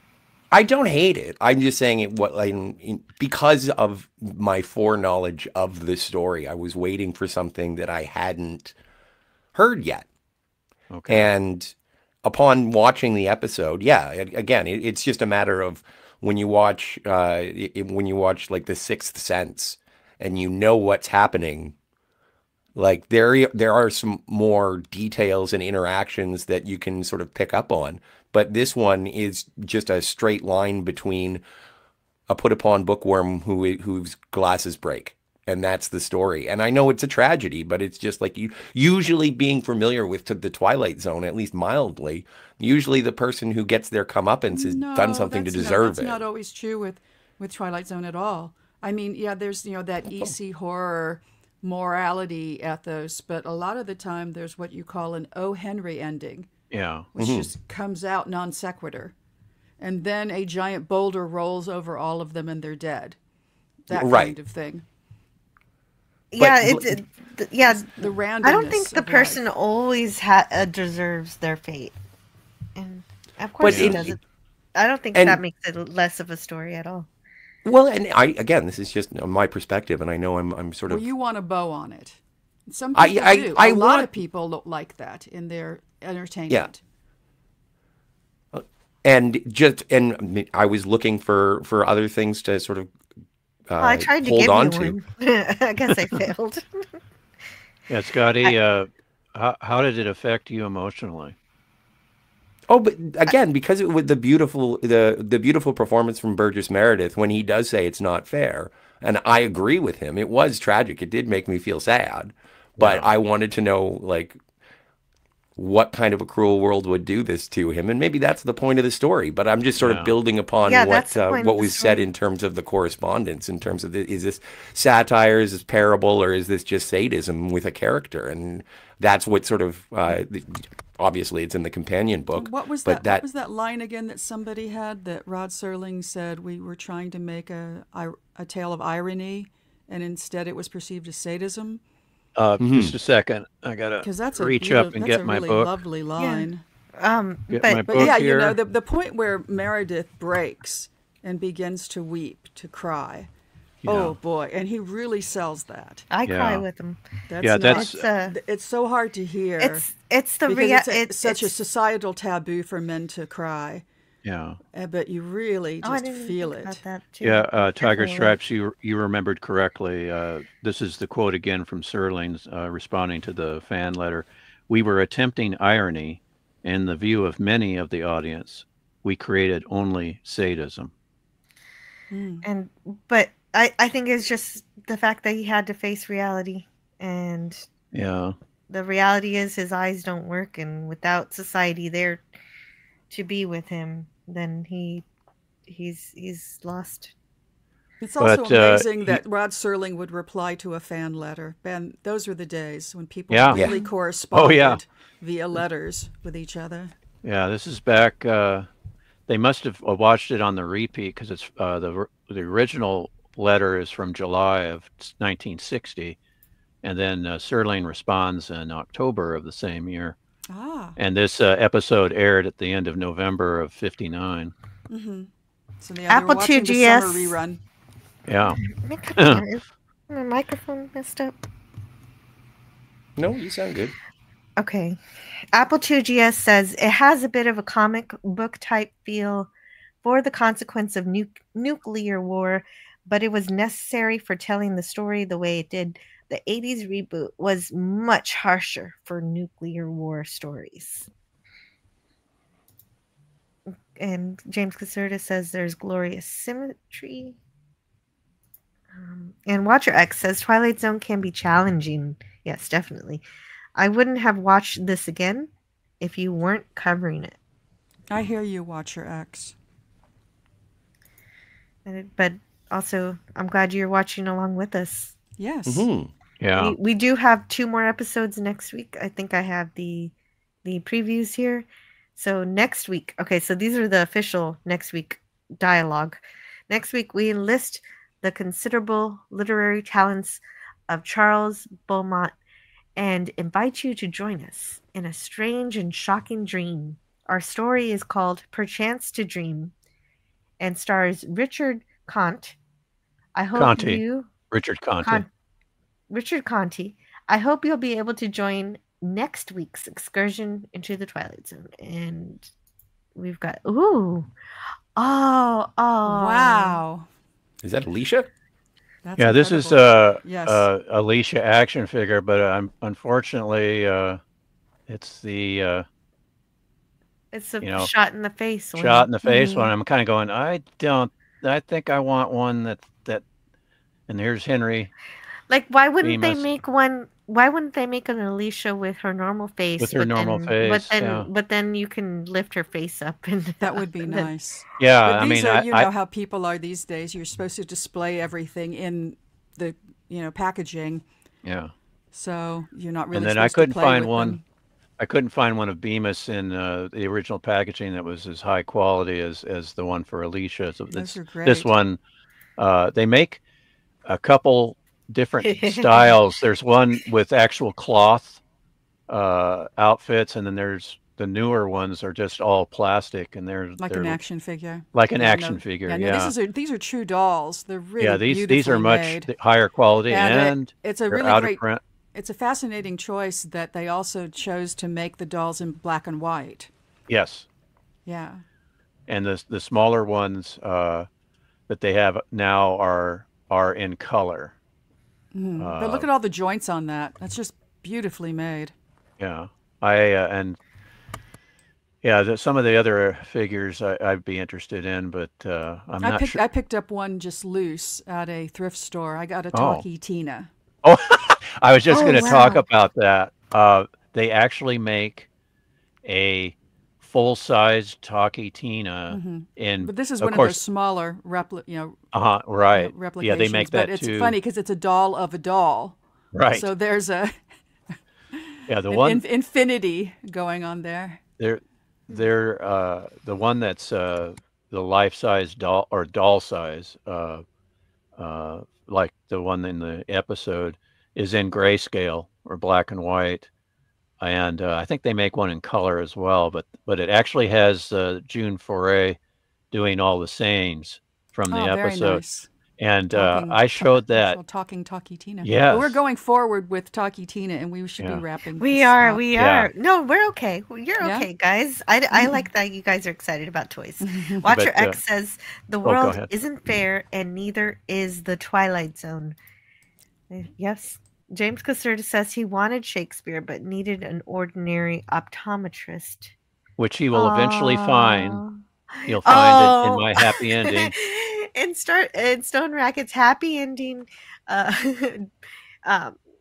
Bemis continues walking in a random direction and finds out that there's an optometrist who was in, his underground vegetable garden storage cellar, and he survived also, and he can make new glasses for Henry. Yeah, the optometrist was in not just his basement, but in his sub basement when the blast hit. Yes. Why not? I like this story. And then, of course, he goes, "Have you read David Copperfield?" But of course, it's my favorite.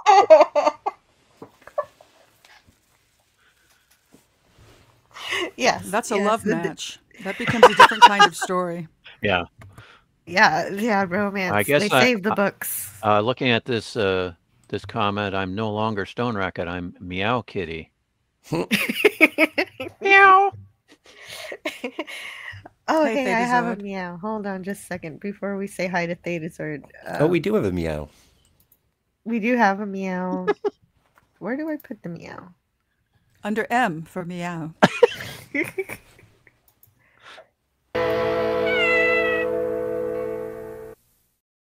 Yes. The Mary Tyler Moore Productions. Kitty Cat. Thetazord says, "Hey, Jill, Scotty, Tyler, and Meow Kitty." From the X side.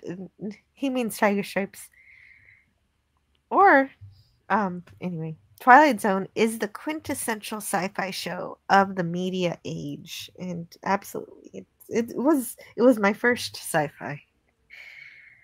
Yeah, it's more of a Ray Bradbury sci-fi where the science is questionable, but it's more about character and theme, and it's more like a fable. Right, that's why we can forget about the part where, in a nuclear explosion, everything's going to be irradiated, and Mr. Henry would have been really super sick. And we'll forget about asteroids having atmospheres. Really? No, I'm sorry. Oh, the asteroid having the same atmosphere as Earth, that is kind of crazy, but not completely unbelievable. But that's just such a great episode. I forgive all of that. I don't even think about that. Oh, you're thinking about it right now, buddy, and you're spoiling it for all of us. No. That's okay. That was missing from my first episode, so I'm glad it got mentioned. They deserve It's suspension of disbelief, and you've always kind of got to do that when you read science fiction and fantasy. Yeah, that's for the big brains to figure out. Let them figure out the details. Yeah, that's right. I like the details sometimes. That's because you got a big brain. Yeah. Oh, thank you. Sometimes I'm a ditz too. They deserve says, not me. My brain is small and smooth. I open up and play with all my toys. I mean, collectibles. Well, I have trouble deboxing. I haven't always had that trouble, but I do. I do now. Like in the last 20 years. Yeah, I can't seem to bring myself to take things out of the box. Tiger Stripes. Hey, Daniel. Have you ever purchased any of the Sideshow collectibles, the Hot Toy action Happily, figures? No, I don't go in that direction. Okay. I had a few action, toys, NIP, in the 90s, and at some point I gave them away. Oh. Yeah. James Caserta says, as long as the optometrist is a woman. Okay, there you go. Oh, that makes it even more of a fun story. And she likes to read and be read too. And well, Daniel, she's you missed not going to most tear of it, up. so you'll have to rewatch, Daniel. Yes. But you're right. That's it. That's not exactly it. No. No, it's not exactly it. But yeah, rewatch it. You'll remember.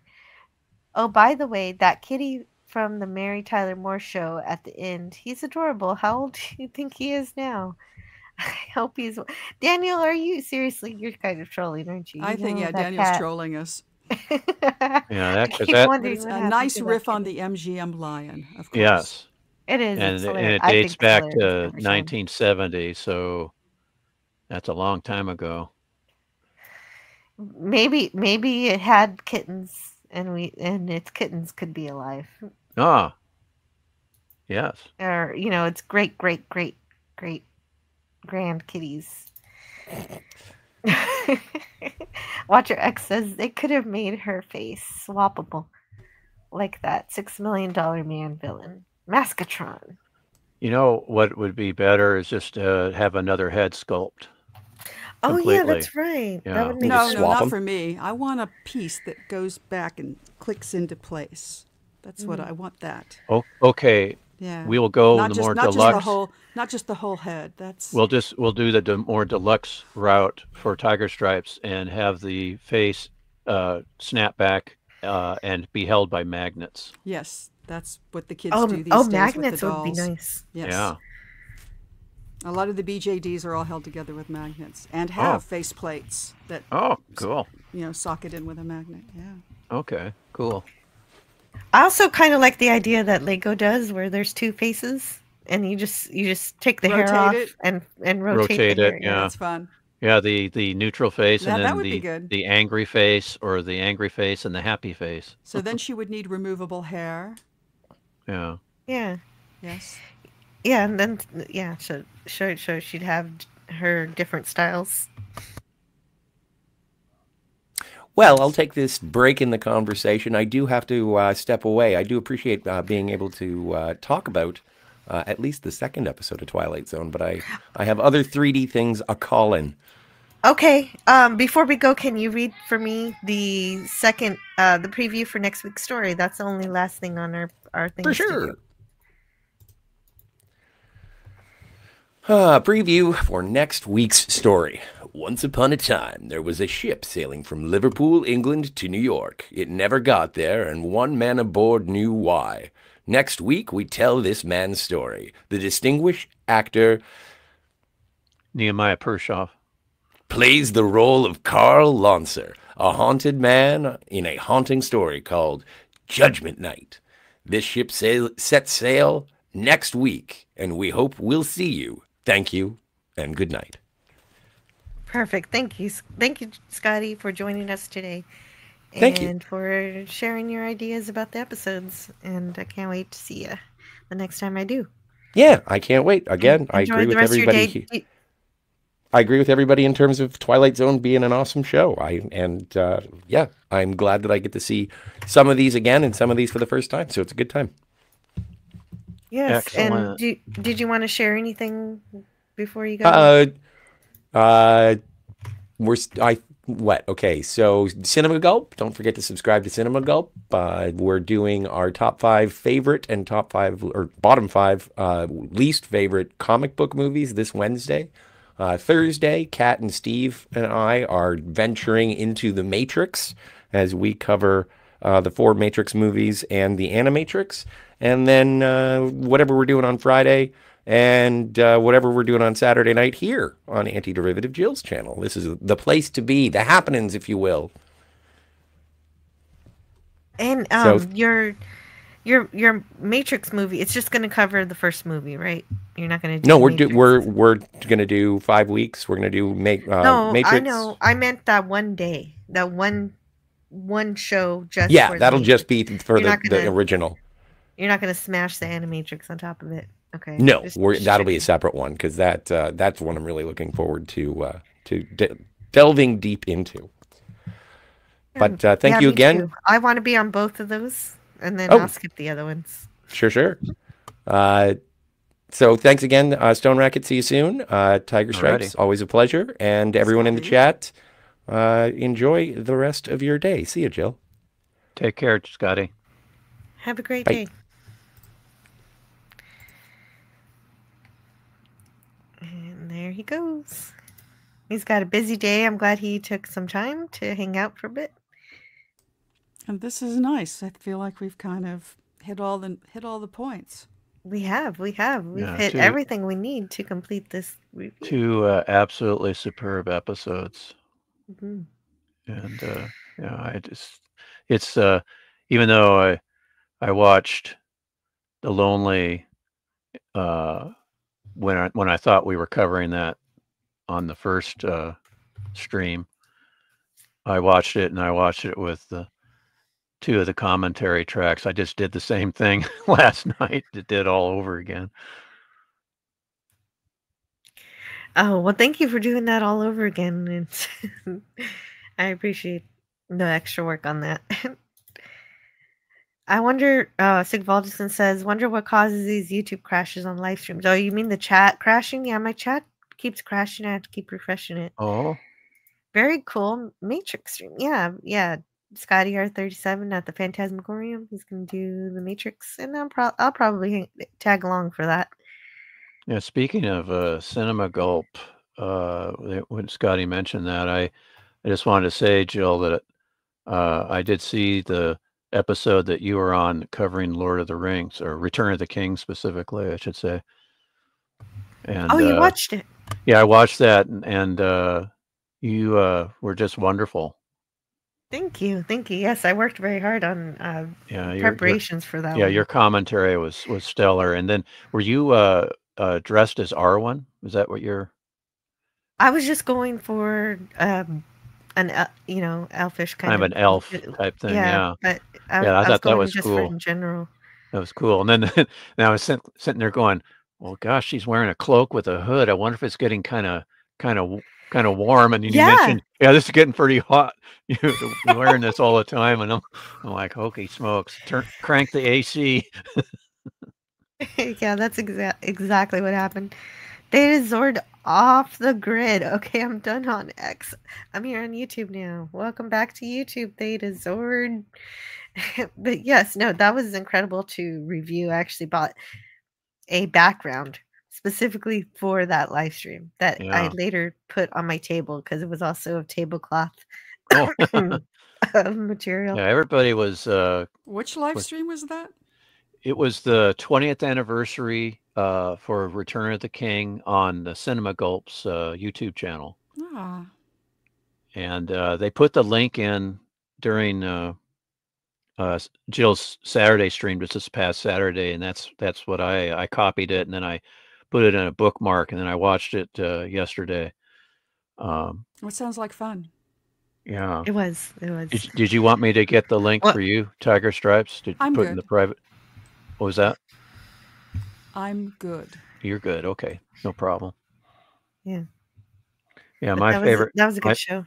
Yeah, my favorite character, of course, is the same answer for each film, Aragorn. Oh yeah. Okay. Very good. Or in the first film, of course, he's known as Strider. My favorite is always Sam. Yeah, Sam. Oh, he's Sean Astin is just awesome. He's really good in that role. Yeah, good old Sam. But and we're actually going to be talking about those movies at the end of the year. Oh, and are you aware of who Jackson originally wanted for Gandalf? I don't know. Sean Connery. Oh wow. And of course, Sean Connery turned it down. And he said, "I didn't understand it." It's like, oh dear. So you did the League of Extraordinary Gentlemen instead. Of course, actually, I think that was a little earlier than the Lord of the Rings movies. But anyway, get back to Twilight Zone.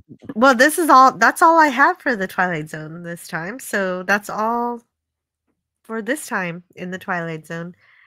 Thanks again, everyone, for being amazing and insightful on the panel, in the chat. Y'all are awesome. The show wouldn't be half the show without you. I don't know about that. You are more than half of this show, Jill.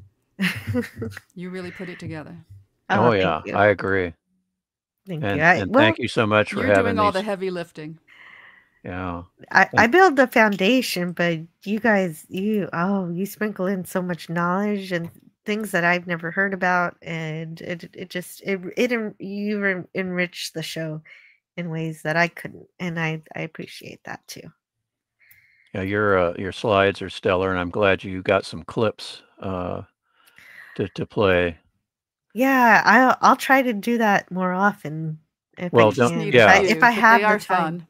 Yeah, if you have time, yeah. I had 22. I had too many, but wow. You know what? I love this episode too much to not go crazy. Like, well, is this your favorite? Is this your favorite episode of Twilight Zone? This is my favorite right now. That's something may take its crown. We'll see as we go along. Isn't that a villainous name, Murdstone? Murdstone. And then I like the way he delivered the line where his boss was cussing him out for staring at a woman's voting button, and he said, "I just wanted to know who she voted for." That's a little cute joke. Yeah, he is just. He was completely innocent, but he got punished for reading. So we'll see you.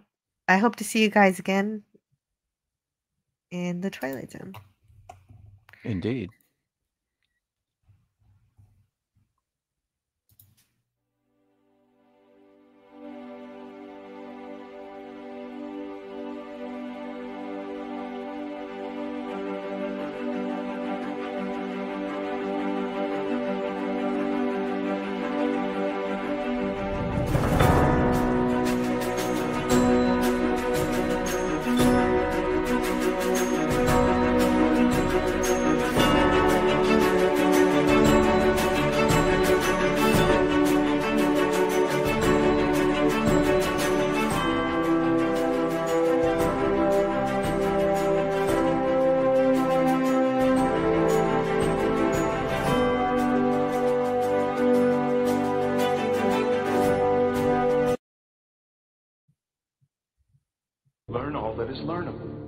And the ways our differences combine to create meaning and beauty. It has always been easier to destroy than to create. May we together become greater than the sum of both of us. Well, now you have something new to think about. Carry on. All right, move along. Done. Stop it. Get off of the things. Go outside. Get some food. It's like, it's a time of day where you live. Go do something. Shut up, Snoopy. I don't care. You smoke too much. Let's go. Let's go adventure. Let's go explore.